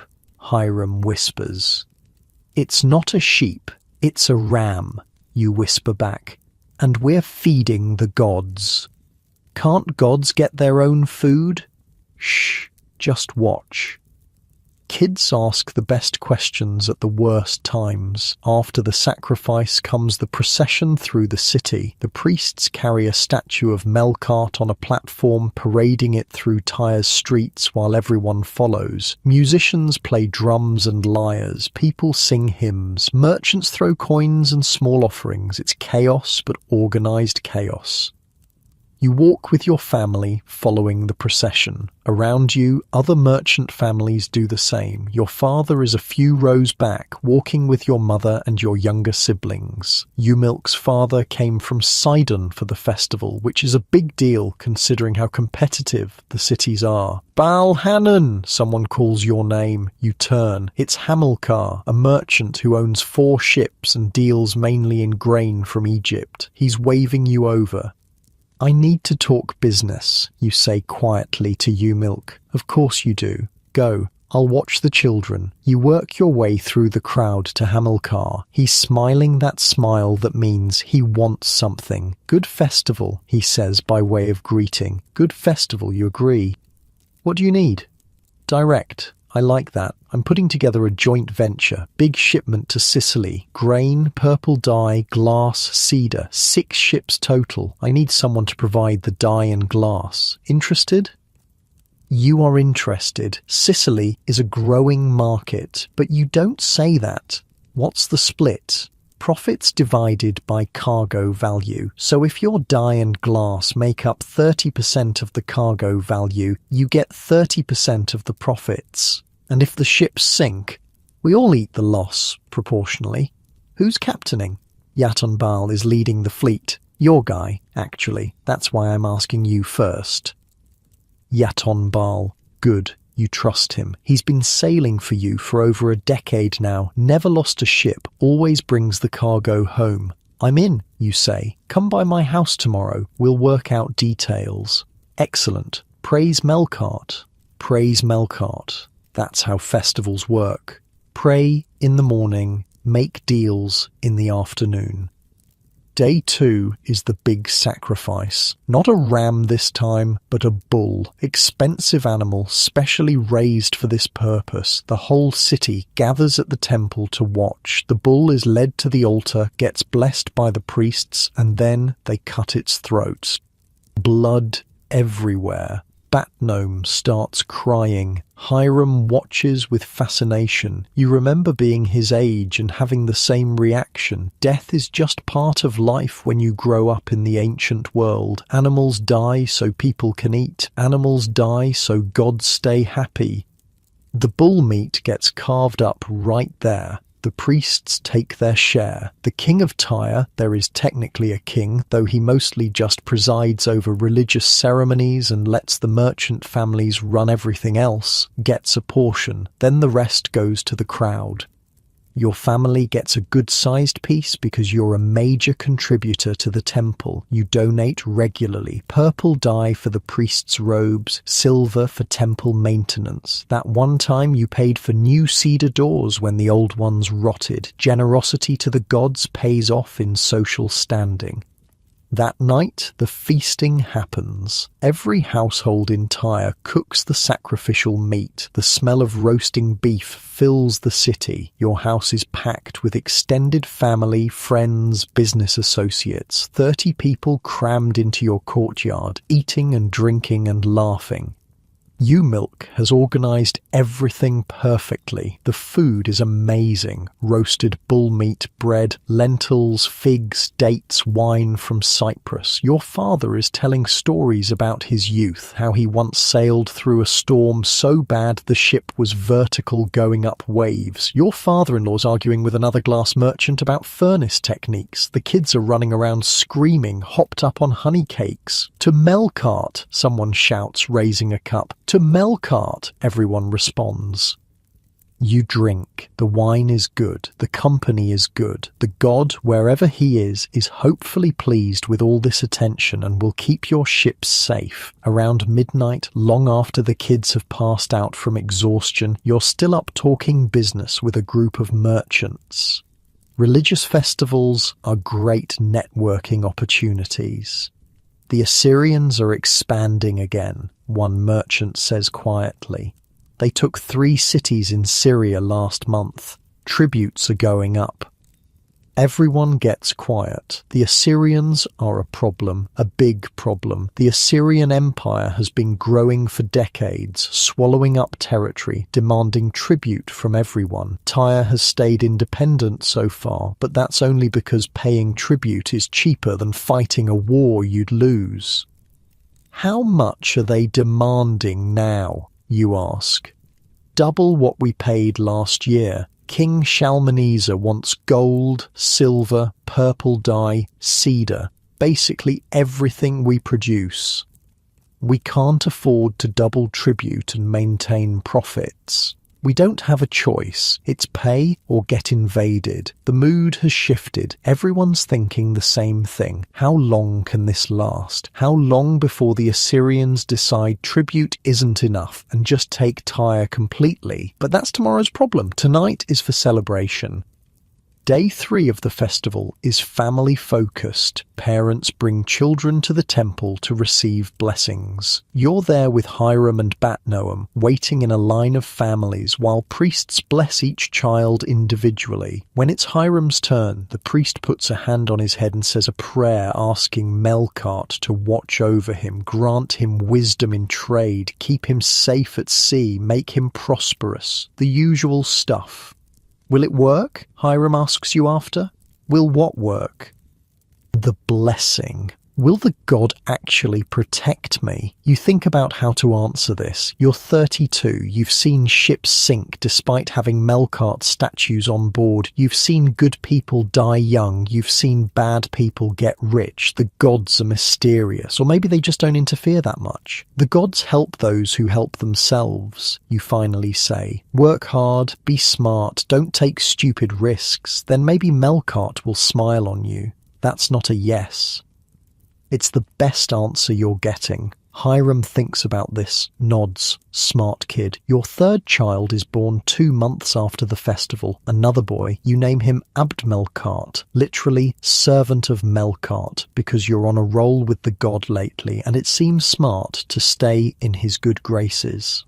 Umilk recovers quickly again. She's gotten good at this whole having babies thing. By week 3, she's back to managing household accounts and negotiating glass contracts. We need a wet nurse, she announces. I can't feed him and work at the same time. Already arranged, you say. The daughter of one of the dye workers just had her own baby. She'll take care of Abd-Melkart during the day. You're getting better at this husband thing. I learn fast. Age 33 brings the spring planting festival. Different god, Dagon, god of wheat and grain. Another round of sacrifices, processions and deals made while pretending to be pious. Age 34, you attend the festival of Astarte, the fertility goddess. This one is popular with women, though men show up too because it's polite, and also there are business opportunities. Umilk is heavily involved, making offerings at the temple, praying for healthy children and a prosperous household. The festival of Astarte is different from Melkart's festival. More music, more dancing, more celebration of life and fertility, less blood sacrifice, more offerings of wine and flowers and small clay figurines. The atmosphere is lighter, happier. Do you think the gods actually listen? Umilk asks one evening after the festival. You're sitting on the roof again. The kids are asleep. The city is quiet. Stars fill the sky. Those same stars that guide your ships. Those same stars that people have been navigating by for centuries. I think they might, you say. Or maybe they don't. But praying makes people feel better. Offering sacrifices gives us a sense of control. And the festivals bring everyone together. You pause. Plus, the gods haven't killed me yet for being skeptical, so maybe they're more understanding than the priests say. That's almost philosophical. I'm getting old. Old people get philosophical. You're 34. Exactly. Ancient. She laughs. You love that sound. The religious calendar runs your life in ways you never expected. Spring planting requires offerings to Dagon. Summer sailing season starts with sacrifices to Melkart. Fall harvest means more Dagon offerings. Winter storms require protective rituals. Then the cycle starts again. Every major business venture gets blessed by priests. Every new ship gets consecrated at the temple. Every cargo shipment includes a small offering, a jar of wine, some oil, maybe a silver coin, to keep the gods happy and the pirates away. Your ships all have small altars on deck, just tiny spaces where the captain can make offerings during the voyage, pour some wine into the sea, burn some incense, ask the gods to keep the wind steady and the waves calm. Whether it works or not, it makes the sailors feel better. And crew morale matters. By age 35, you've settled into a rhythm with the religious calendar. First month, Festival of Melkart. Make offerings, network with merchants, secure contracts for the sailing season. Third month, Spring Planting Festival. Offer to Dagon, pray for good harvests in Egypt, because your grain suppliers need successful crops. Fifth month, begin sailing season. Consecrate ships, bless crews, make sacrifices for safe voyages. Seventh month, midsummer offerings. Thank Melkart for protecting ships so far. Pray for continued safety. Ninth month, Harvest Thanksgiving. More offerings to Dagon, celebration of successful trade season. 11th month, Winter Preparation, sacrifices to ward off storms, prayers for ships that need to make late-season runs. It's exhausting and expensive. The temple donations alone run you 100 shekels per year. The sacrificial animals cost money. The wine and oil for offerings add up. The time spent at festivals is time not spent working. But it's also necessary. This is how society works. Religion binds the community together. The festivals are where deals get made. The temple is where merchant families show their status and wealth. The gods, real or not, provide a framework for understanding a chaotic world. One evening, Hiram asks you a question that stops you cold. "Father, do you believe in the gods?" He's 7 now. Old enough to think deeply, young enough to ask honest questions. You consider lying, making it simple, but Hiram is smart. He deserves better. "I believe in something," you say carefully. Whether that something is Melkart and Astarte and Dagon specifically, or whether it's just forces we don't understand, I can't say for certain. But I believe there's more to the world than what we can see and touch. "But you still make sacrifices." "I do, because even if I'm not completely sure the gods are there, I'm not willing to risk being wrong. And because the rituals matter, they bring people together, they give us comfort, they help us make sense of storms and sickness and death." That seems complicated. It is complicated. Most important things are. Hiram chews on this. Then, "When I'm older, will I have to do all the festival stuff?" Yes, that's part of being a merchant, part of being Phoenician. We honor the gods, we honor our city, we honor our ancestors. That's how it works. Even if I'm not sure I believe, even then, some things you do because they're true. Some things you do because they're useful. Smart people figure out which is which. Your daughter Batnoam appears in the doorway. She's 5 now, already showing signs of her mother's sharp business mind. Mother says dinner is ready, and she says you're teaching Hiram philosophy again and need to stop before his head explodes. "Tell your mother I'm teaching him how to think." She says thinking is fine, but eating is mandatory. Can't argue with that logic. You head down to dinner.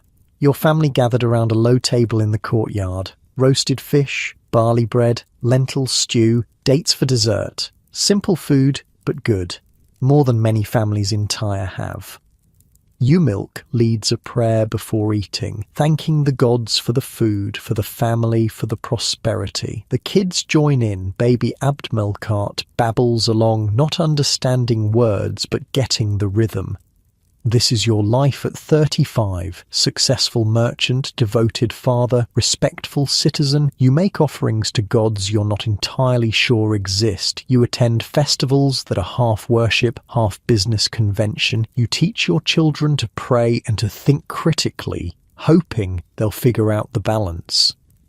The Mediterranean moon rises over Tyre. Your ships are out there somewhere, sailing through darkness, captains navigating by the pole star that the Greeks named after your people. Somewhere, in workshops outside the city, workers are processing murex shells and cutting cedar logs. Somewhere in temples across the Phoenician coast, priests are preparing for tomorrow's rituals. And here you are, safe, comfortable, wealthy, surrounded by family. The gods, real or imagined, have been good to you. Or maybe you've just been lucky and smart, probably both. After dinner, after the kids are in bed, you stand on the roof one more time, looking at the stars, thinking about gods and trade and the future. Tomorrow brings another day of work, more ships to load, more deals to negotiate, more offerings to make. But tonight, you're just a man, under the same sky your ancestors watched, in the same city that's been here for centuries and will be here for centuries more, the gods willing. Hiram is 10 years old when you decide it's time he learns to write properly. Not just the basics, not just scratching out his name on a wax tablet. Real writing, the kind that lets you record contracts, track shipments, send messages to buyers in distant ports. The kind that separates successful merchants from the ones who get cheated because they can't read what they're signing. I already know how to write, Hiram protests. You know how to copy letters, you correct. That's different from writing. You're in your study, a small room off the courtyard that you've claimed as your workspace. Clay tablets line the shelves, business records going back 15 years, purchase agreements, loan documents, ship manifests. Your entire commercial empire recorded in pressed clay and Phoenician script. You grab a blank wax tablet and a bronze stylus. Write this: the ship Fortune's Promise left Tyre on the 3rd day of the month carrying 20 amphoras of olive oil bound for Cyprus. Hiram takes the stylus, starts scratching letters. His hand moves slowly, carefully. He's thinking about each letter instead of just writing.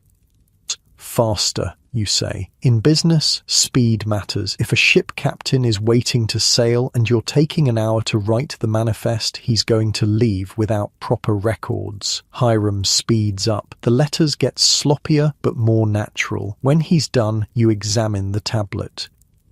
Not bad, but you put the wrong number. You wrote 30 instead of 20. That's a 10 amphora mistake. In a real situation, that could cost us hundreds of shekels when the buyer counts the cargo and finds he's short. It's just one letter different, Hiram argues. One letter is the difference between profit and bankruptcy. Again. This time, pay attention to what you're writing, not just how you're writing it. He does it again, gets it right this time. Over the next year, Hiram becomes your unofficial apprentice scribe. He follows you to meetings, takes notes on wax tablets. He sits in the harbour office while you review ship manifests, learning to spot errors. He practices writing on broken pottery shards, ostraca, the cheap option when you don't want to waste good wax, or papyrus. By age 11, he can write a basic contract. By 12, he's keeping track of workshop inventory. By 13, he's writing letters to buyers in other cities, his handwriting neat and professional. Why is our alphabet so much easier than everyone else's? He asks one day. You're reviewing accounts together. He's noticed that Egyptian documents take forever to read because of all the complex hieroglyphs. Because we're practical, you say. The Egyptians have thousands of symbols, takes years to learn. The Mesopotamians have their cuneiform wedges, also complicated. We have 22 letters. That's it, just 22 consonants, and you can write anything. What about vowels?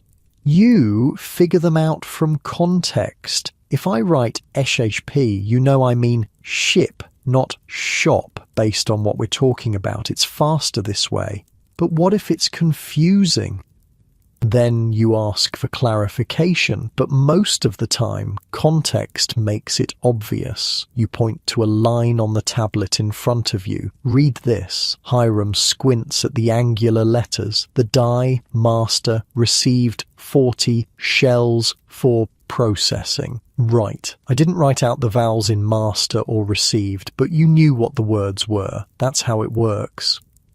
The real genius of the Phoenician alphabet isn't just that it's simple, it's that it's portable. Easy to learn means easy to spread. Your traders teach it to buyers in foreign ports. Your ship captains teach it to harbour officials. The alphabet travels with commerce, adapting to local languages, changing to fit new needs. You see it happening in real time. A Greek merchant shows up in Tyre when you're 40. He wants to buy glass, but he's also fascinated by how Phoenician traders keep records. Show me this writing system, he says. So you do. You write out the 22 letters on a wax tablet. Aleph, Bet, Gimel, Dalet, He, Wal, Zayin, all the way through to Tall. The Greek guy, his name is Cadmos or something like that, stares at the letters like they're magic. This is all of them? All of them. No other symbols? No special characters for royal names or religious terms? Nope. These 22 letters can write anything. Your name, my name, the name of the gods, trade contracts, poetry, whatever. He copies the letters carefully. This would work for Greek too. We'd just need to add some vowel sounds that you don't have. Go for it. We're not possessive about the alphabet.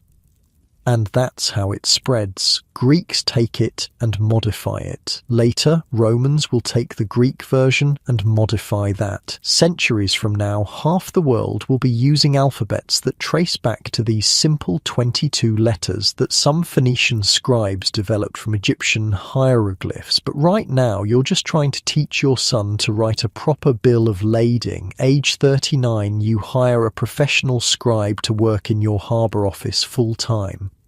His name is Yaton Bal. Different Yaton Bal from your ship captain. It's a common name. This Yaton Bal is younger, maybe 25, with ink-stained fingers and the slightly hunched posture of someone who spends all day bent over tablets. Your job is record keeping, you tell him on his first day. Every ship that comes in or goes out, you document the cargo. Every sale, you write a receipt. Every contract, you make a copy. I want duplicate records of everything. Everything? Everything. One copy stays here. One copy goes to the buyer or seller. That way, if there's ever a dispute, we have proof. Yatonbal nods, smart enough to understand why this matters. Within a month, your record-keeping improves dramatically. You can track which ships are profitable and which aren't. You can spot patterns, like how glass sells better in Cyprus during spring, but Egyptian buyers want it in fall. You can prove to harbour officials exactly what cargo you're shipping when they try to overtax you. Writing isn't just communication, it's power. The Egyptian officials figure this out the hard way. You're 41 when you get into a dispute with a customs officer in Memphis. He claims you shorted a shipment by 5 cedar logs, owes you a penalty payment of 50 shekels. I have the manifest right here, you say, pulling out a clay tablet. Signed by your assistant inspector, 40 logs delivered. He counted them personally. The officer looks at the tablet, looks at his assistant, who's suddenly very interested in the floor. The manifest could be forged, the officer tries. Feel the clay. It's 2 months old, dried completely, and here's your assistant's seal pressed into the bottom. Unless you're saying someone forged an official seal 2 months ago, predicted this exact dispute, and made a fake tablet that perfectly matches your records. The officer backs down. Literacy saves you 50 shekels. Back in Tyre, you start teaching more people to read and write. Not everyone. That would be crazy, but your senior staff, ship captains, workshop foremen, trading agents, they all get basic literacy training. I don't need to read, complains one ship captain. I've been sailing for 30 years without writing anything down.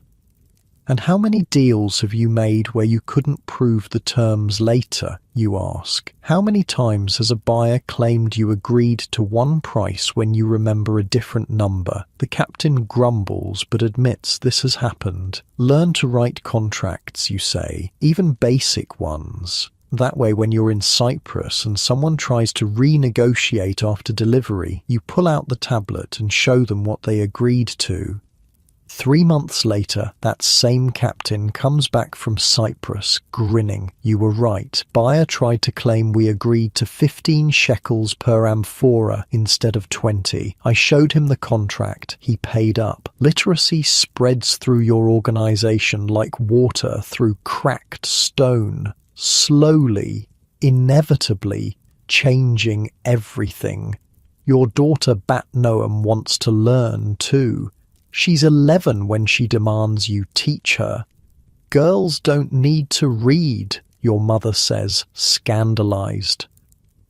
Why not? Bat Noam asks. Your mother opens her mouth, closes it, can't actually come up with a good reason beyond, that's how it's always been. I'll teach her, Yumilk says, because of course she will. Yumilk learned to read from her father, and it's helped her run the glass side of the business. She's going to inherit part of this business someday. She should know how to read contracts.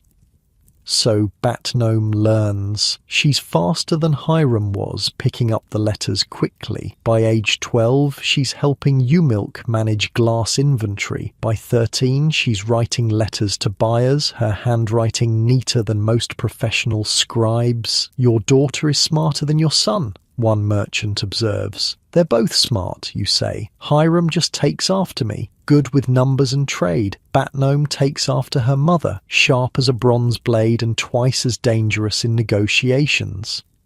Age 42 finds you thinking about literacy more than you ever expected to. You're sitting in your study, surrounded by clay tablets and wax sheets and ostraca covered in writing, 15 years of business records, thousands of transactions, all documented in that simple 22-letter alphabet that takes maybe a week to learn the basics.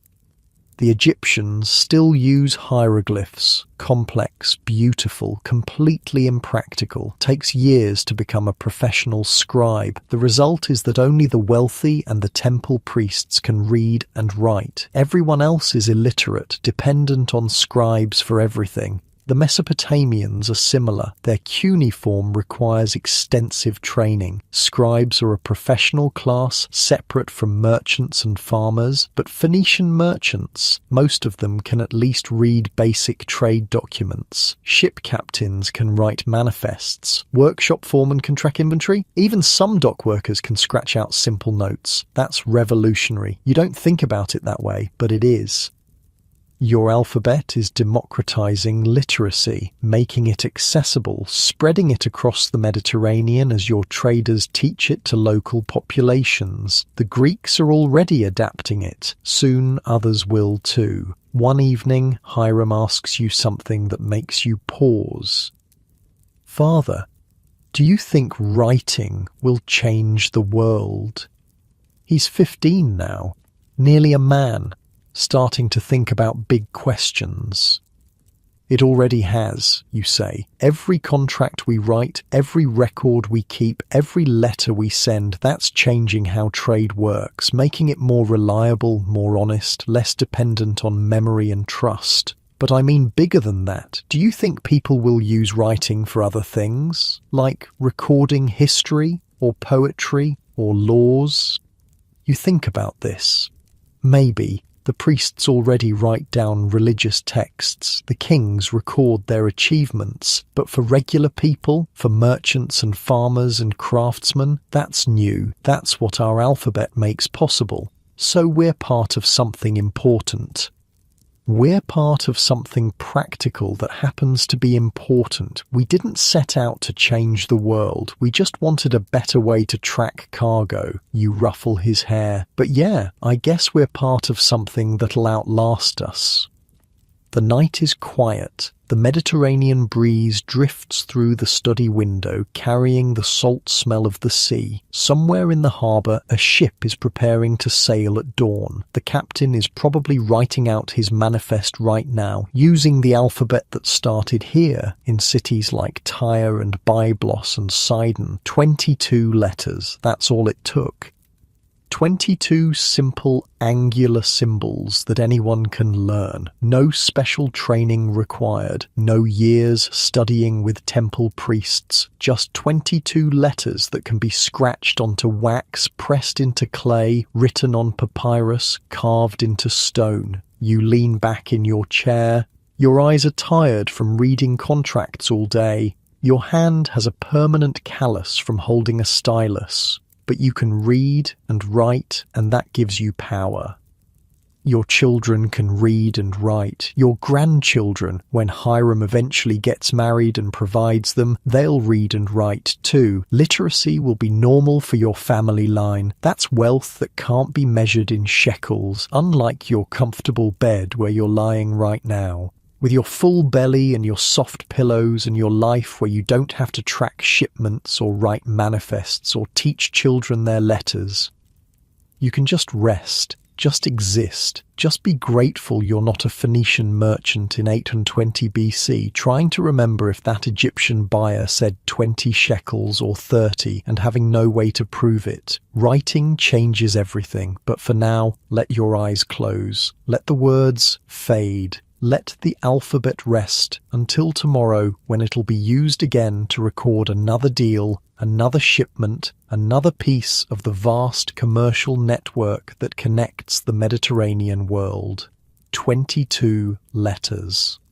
Simple, efficient, revolutionary, just like the people who created them. You're 45 when the Assyrians come to Tyre, not with an army, not yet, just a delegation, 20 soldiers, 2 scribes, and a representative of King Tiglath-Pileser III, who introduces himself as Ashur-nasir-pal and makes it very clear that this isn't a negotiation.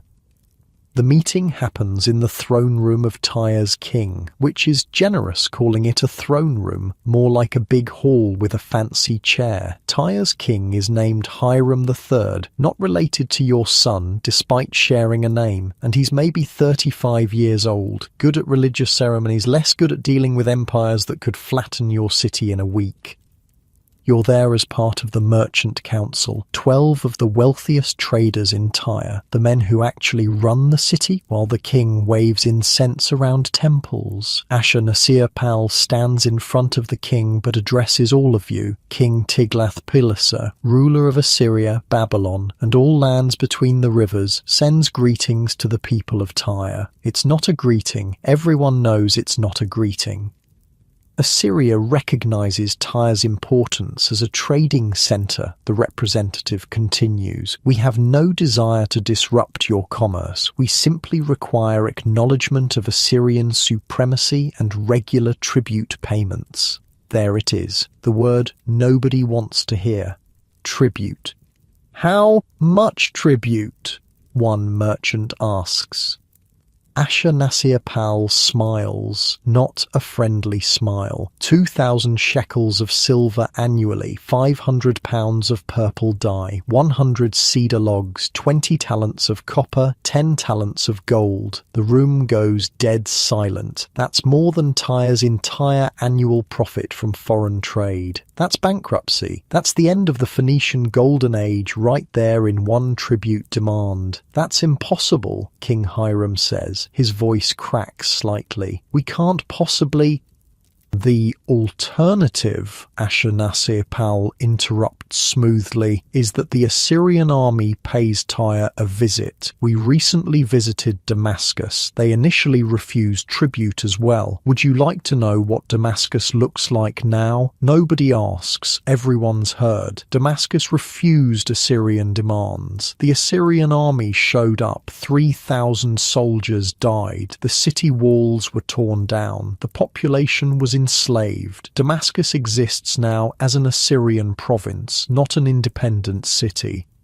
We'll pay, another merchant says quickly. Lulai, owner of the biggest shipping fleet in Tyre, will need time to organise the payment schedule, but yes, we'll pay. Excellent, Ashurnasirpal says. First payment due in 3 months. Every year thereafter, same amount. Failure to pay results in military intervention. He pauses. Oh, and Assyria also requires exclusive trading rights for certain goods. Details to follow.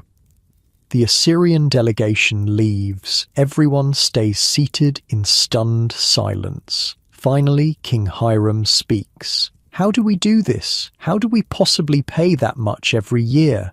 We double production, Lulai says. Work the workshops harder, sail more voyages, cut costs everywhere. We can't double production without doubling workers, you point out, and we can't afford to double wages if all our profits are going to Assyria. Then we don't double wages, another merchant says. We work people harder for the same pay. That's how you get rebellions, you counter. Overworked, underpaid labourers don't stay loyal. They steal, they sabotage, they run away. So what do you suggest? Lulai snaps. I suggest we get creative, expand into new markets, find new buyers willing to pay premium prices, negotiate better deals with existing customers, and yes, cut costs, but smartly, not by abusing our workers. The arguing goes on for hours. Eventually, a plan emerges. Not a great plan, but a plan. Tyre will pay the tribute. Production will increase by maybe 50% through efficiency improvements and longer work hours. Trade routes will expand into new markets. Sardinia, southern Spain, anywhere that hasn't been fully exploited yet. Prices will go up on everything because buyers have no choice. Only Phoenician cities produce purple dye and quality glass. And everyone will take smaller profit margins. Everyone, from the king down to the merchants down to the workshop foreman, shared sacrifice to keep the city independent. Well, independent. Paying tribute to an empire that could destroy you isn't exactly independence, but it's better than being enslaved. You walk home that evening in a daze. The sun is setting over the Mediterranean. Ships are in the harbour, oblivious to the fact that their cargo will now be tithed to Assyria. The city looks the same as always, but everything just changed. Umilk is waiting when you arrive. She knows something's wrong just by looking at your face. How bad? She asks.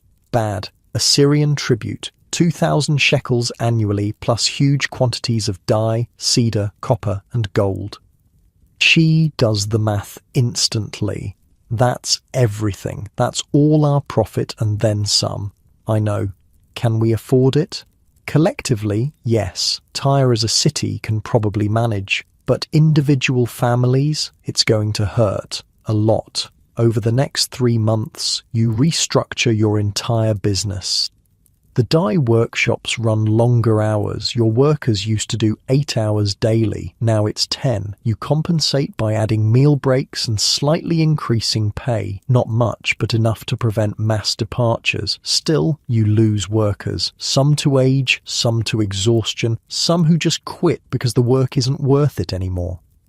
You replace them with younger workers, teenagers willing to learn the trade. It's cheaper, but they're slower and make more mistakes. Your production quality dips slightly. Not enough that buyers notice immediately, but you notice. That perfect deep purple that doesn't fade. Now it's more like pretty good purple that fades after a decade instead of never. Good enough. Has to be.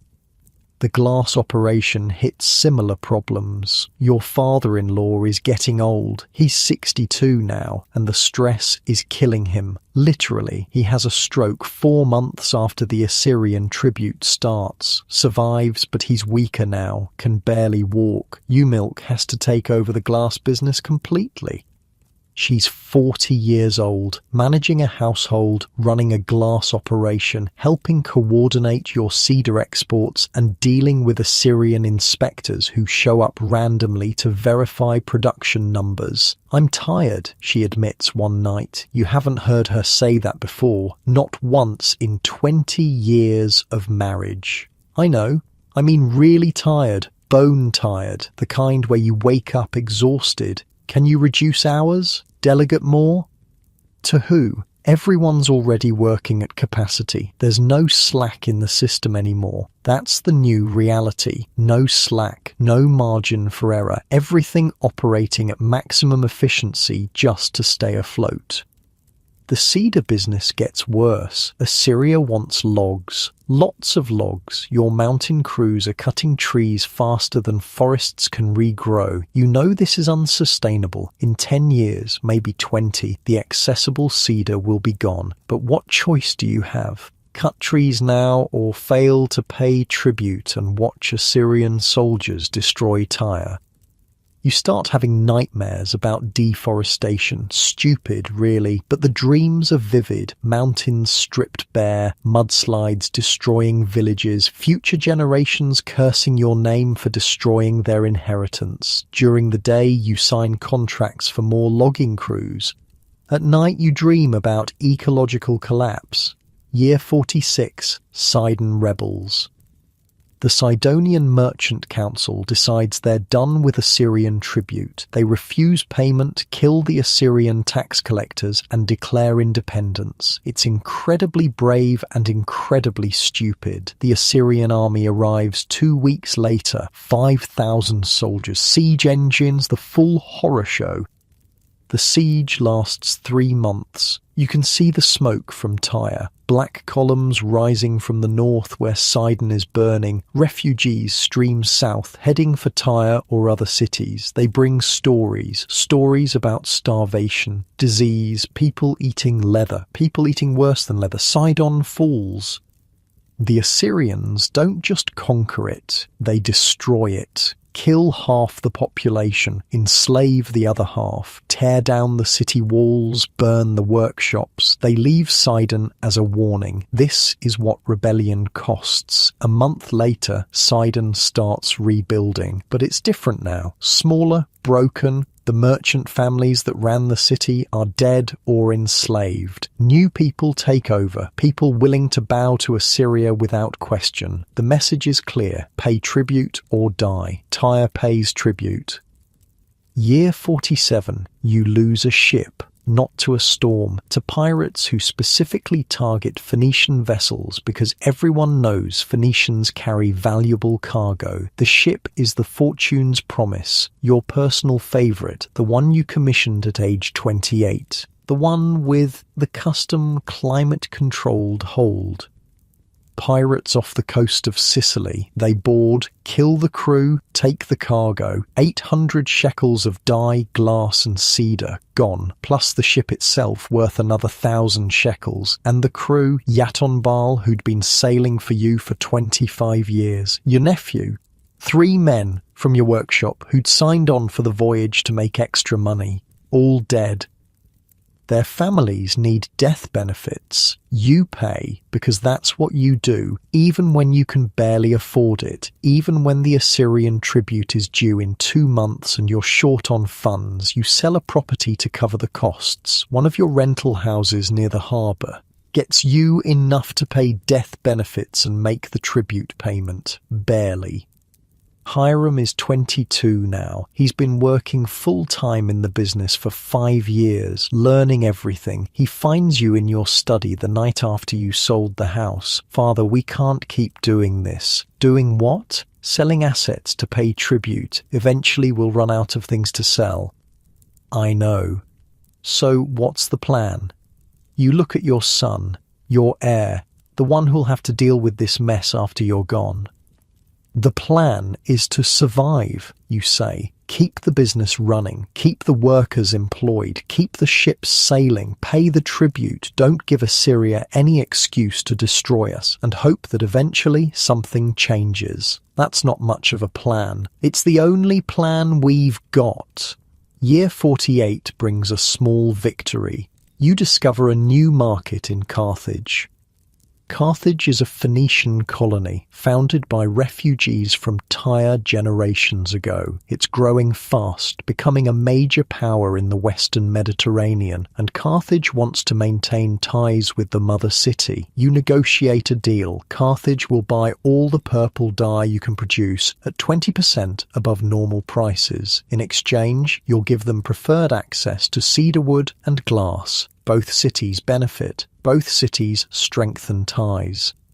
The extra profit from Carthage sales makes that year's tribute payment manageable. Barely, but manageable. See, you tell Hiram, sometimes things work out. The celebration is short-lived. Year 49, Assyria increases the tribute. 20% hike. No explanation, no negotiation, just a letter from the regional governor. Pay more or face consequences.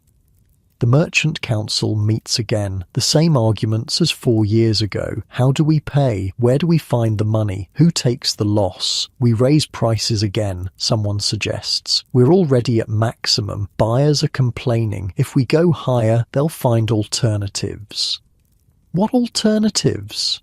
Nobody else makes purple like we do. They'll use cheaper dyes. They'll wear different colours. They'll stop buying. Then we expand production again. We're already at capacity. There's no more room to expand without massive capital investment, which we can't afford because we're paying tribute. Round and round. No good answers. You're 50 years old. You've been in business for 32 years. You've survived storms, pirates, market crashes, bad investments, and family crises. But this Assyrian tribute is different. This is grinding, relentless. Every year the empire takes more. Every year you have less margin for error. One evening, you're sitting on your roof, same spot where you've sat for decades watching the Mediterranean sunset, but tonight you're thinking about the future. Hiram will inherit a business that's viable but stressed. He'll spend his life working twice as hard for half the reward. His children, your grandchildren, will grow up knowing Tyre is a subject city, not an independent power. The Phoenician Golden Age is over. This is the decline. Slow, managed, but unmistakable. Eumilk joins you on the roof. She's greying now, still sharp, still competent, but tired in a way that never quite goes away. What are you thinking? She asks. That we built something good and the Assyrians are slowly taking it away. They're taking our money. They can't take what we built. The ships still sail, the workshops still produce, the alphabet still spreads. Carthage is thriving. Our children are literate and successful. That's not nothing. It's not what it was. Nothing ever is. She sits beside you, but we're still here, still surviving, still Phoenician. You take her hand. When I was young, I thought I'd build an empire. You did, just not the kind with armies. You built a business empire. You taught your children. You helped preserve our culture. That's enough. Maybe it is. Maybe survival is its own kind of victory. The sun sets over the Mediterranean, the same sea that's been here forever, the same sea that will be here long after the Assyrians are dust, the same sea that Phoenician ships will sail for centuries more, even under foreign rule, even paying tribute, even after independence is gone. The gods, real or imagined, watch from wherever gods watch. The ships in the harbour prepare for tomorrow's voyages. The workshops continue processing murex shells because the world still wants purple. And you're still here, 50 years old, survived everything thrown at you, adapting, enduring, Phoenician. That's the thing about your people. Empires rise and fall, conquerors come and go, but Phoenicians keep sailing, keep trading, keep surviving. The Assyrians can take your money, they can't take that. Unlike your comfortable bed where you're lying right now, where there are no tributes to pay, no empires demanding surrender, no workshop production schedules or shipping manifests or business problems that slowly grind you down year after year, just rest, just quiet, just the slow drift towards sleep. The Phoenicians survived the Assyrians, eventually survived the Babylonians, the Persians, the Greeks, the Romans. Survival is its own triumph. And tonight, you get to rest from the weight of it all. Close your eyes. Let the tribute demands fade. Let the business worries dissolve. Let the Mediterranean waves carry you somewhere peaceful. You've earned it. You're 55 when your first grandchild is born. Hiram's wife, a merchant's daughter from Byblos, delivers a healthy baby boy. They name him Baal-Hanan after you, which is touching but also means you're officially old enough to have children named after you. The baby is tiny, red-faced and loud, sleeps most of the day, cries the rest, completely normal and somehow miraculous anyway. U-Milk holds him with the ease of someone who's done this before. Remember when ours were this small? Vaguely. Mostly I remember the not sleeping. You didn't do most of the not sleeping? That was me. Fair point. The baby, little Baal-Hanan, though everyone starts calling him Baal to avoid confusion, becomes the center of your household. Hiram and his wife live in the house next door, the one you bought them as a wedding gift, but they're over constantly. Batnome visits with her 2 children. Your youngest Abdmelkart is 20 and unmarried, but stops by to see his nephew. Your house is full, noisy, alive. Age 56 brings the realization that you're slowing down. Not dramatically, not overnight, but you notice the walk to the harbour that used to take 10 minutes now takes 15. The stairs to your study leave you winded. Your hands, stained purple for decades, now ache in the mornings. Arthritis probably, just part of getting old. You start delegating more. Hiram handles most daily operations. Batnome runs the glass side completely now. Her father-in-law died 2 years ago, and she inherited his share of that business. Abdmelkart is learning the cedar trade, spending months in the mountains with logging crews. Your job is increasingly supervisory. Review accounts. Meet with major buyers. Attend merchant council meetings, make strategic decisions. The actual work happens without you. It's strange. You spent 50 years being essential. Now you're optional. The business runs fine whether you're there or not. That's success, U-Milk points out. You built something that works without you. That's the goal. She's right. Doesn't make it less weird. Age 57, you start teaching Baal his letters. He's 2 years old, way too young for serious education, but he likes sitting on your lap while you write on wax tablets. He grabs the stylus, makes random scratches that look nothing like letters, and beams with pride. Good job, you tell him. That's almost an aleph. It's nowhere near an aleph. But he's 2. Encouragement matters more than accuracy. Tell me about sailing, Baal demands. It's his favourite topic, ships and the sea and distant places. So you tell him about Cyprus and Egypt and Sicily, about storms and pirates and cargo holds full of purple dye, about stars that guide you home, about waves that try to kill you and winds that save you. He listens with enormous eyes. I want to sail. When you're older. How old? Older than 2. When I'm 3, older than 3. He considers this. 4, maybe 14. His face falls. 14 is an eternity when you're 2 years old. Watching Baal reminds you of being young, of wanting things, of thinking you could sail forever, work forever, live forever. You know better now. Nothing lasts forever. Not ships, not cities, not empires, definitely not people. But some things endure. The business you built, the children you raised, the grandchildren who'll carry forward after you're gone. That's as close to forever as humans get. Age 58, Assyria collapses.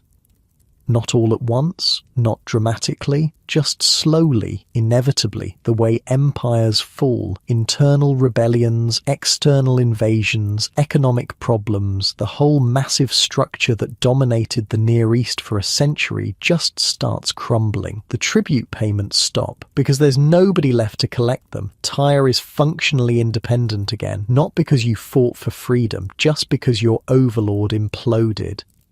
The merchant council celebrates, people dance in the streets, the king makes speeches about Phoenician resilience and divine favour. Melkart must be pleased with us, the gods have delivered us from tyranny, maybe, or maybe empires just collapse sometimes regardless of divine intervention. You're happy about the extra money, not paying tribute means better profit margins, but you're old enough now to wonder how long this independence lasts. The Assyrians fell, someone else will rise to replace them. Babylon, probably, or the Persians, or someone you haven't heard of yet. Power abhors a vacuum. Someone will fill it. But for now, Tyre is free. That's enough. Age 59, your health starts failing. Nothing major, just the accumulated wear of 60 years, the cough that doesn't quite go away, the chest pain when you climb stairs, the fatigue that hits earlier each day. Your physician, expensive Greek guy who claims to know the latest medical advances, prescribes rest, avoiding stress, maybe some herbs that probably don't do anything.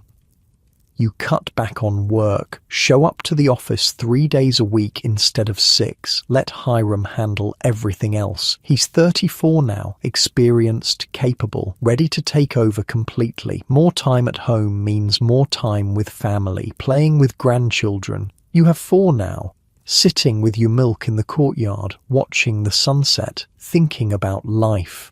What do you want people to remember about you? Your milk asks one evening. That's a depressing question. You're the one who's been moody and philosophical lately. I'm just engaging with it. You think about this. What do you want to be remembered for? I want them to remember that I survived, you finally say. That I adapted. That when the Assyrians came, I didn't break. That I built something and passed it forward. You pause. And that I made really good purple dye. The really good purple dye is what you'll actually be remembered for. Yeah, probably. You both laugh. It's quiet laughter, tired laughter, but real. Age 60 arrives without fanfare. You're in your study, reviewing accounts out of habit more than necessity. The tablets in front of you represent 40 years of business, thousands of transactions, millions of shekels of trade. Ships that sailed from Tyre to every corner of the Mediterranean and back. This was your life, trade and purple dye and cedar logs and glass, teaching children to write, paying tribute to empires, surviving everything the world threw at you. It doesn't feel like 60 years, feels like you just started, like you're still 14 years old on your first voyage to Cyprus, pulling an oar with bleeding hands, learning what it means to be Phoenician. But the mirror tells you otherwise. Grey hair, lined face, hands that shake slightly. You're old now. The next generation is running things. Your time is mostly past. That's okay. You're tired anyway. Hiram finds you in the study that evening. Father, we need to talk about the business. What about it? About when you're ready to fully retire. We should formalize the transition, make it official, put everything in writing. He's being diplomatic. He means when you die, when you're gone, when I'm running everything without you. Draw up whatever documents you need, you tell him. I'll sign them. You've built something good, Hiram says quietly. You know that, right? This business, this family, it matters. It's purple dye and cedar logs. I wouldn't call it profound. It's survival. It's adaptation. It's taking care of people. He pauses. It's teaching your grandchildren to read and write. It's maintaining connections across the Mediterranean. It's preserving our culture even when empires try to crush us. That's profound. Maybe he's right. One last evening on the roof, one last sunset over the Mediterranean, one last moment watching ships in the harbour prepare for voyages you'll never take again. The sea is still there, still blue and gold in the dying light, still full of possibility for those young enough to chase it, still dangerous and beautiful and eternal. Tyre is still there, smaller than its golden age maybe, more cautious, but alive. Phoenician, ships still sail from the harbour, workshops still produce purple dye. The alphabet still spreads across the known world. You're still here, 60 years old, survived everything, wars and empires, storms and pirates, business failures and successes, birth and death, the whole beautiful, brutal, messy experience of being alive in the ancient world. Umilk joins you on the roof. She's 62, grey-haired, wrinkled, still the smartest person you know. "What are you thinking about?" she asks. "Everything. Nothing. How lucky I've been." Lucky?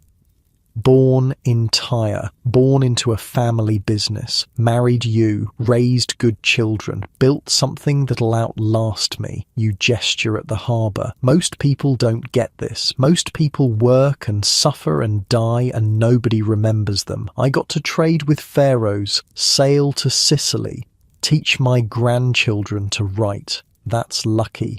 You worked for it. I worked for it and got lucky. Both things can be true. She takes your hand. No regrets? A million small ones, a few big ones, but overall, no, I'd do it again. The sunset fades to darkness. The stars come out. Your stars. Phoenician stars, the ones that guided your ships, the ones that will guide ships long after you're gone. Below, in the harbour, a ship is preparing to sail at dawn. The captain is probably writing his manifest right now, using the 22-letter alphabet that makes everything possible, carrying cargo worth a fortune, risking everything for profit and adventure and the sheer thrill of seeing what's over the horizon. That was you once, young and strong and certain you could conquer the world one purple-dyed garment at a time. Now you're old and tired and certain of almost nothing except that you did your best, and that's enough. Your bed is calling, your comfortable, soft bed that's nothing like the hard deck of a ship or the thin mat on a stone floor. Your bed where nobody's demanding tribute, where no storms rage, where no empires threaten. Just rest, just sleep, just peace. The Mediterranean will still be there tomorrow. The business will continue. Your grandchildren will grow and learn and sail their own ships to distant ports. The alphabet will spread. The purple dye will stain new hands. Life will go on. But right now, in this moment, you can let it all go. You're Balhanan, son of a dye merchant. Merchant yourself, father, grandfather, Phoenician. You survived 60 years in a world that tried repeatedly to kill you. You adapted, you endured, you mattered, and now you can rest. The stars are beautiful. The sea is eternal. Your family is safe. Close your eyes. Let the waves of the Mediterranean carry you somewhere peaceful. Let the weight of 60 years dissolve into nothing. You've earned this. Sleep now. The world will keep turning without you for a little while. And when you wake, there will be new ships to send out, new deals to negotiate, new grandchildren to teach. But for now, just sleep. Just rest. Just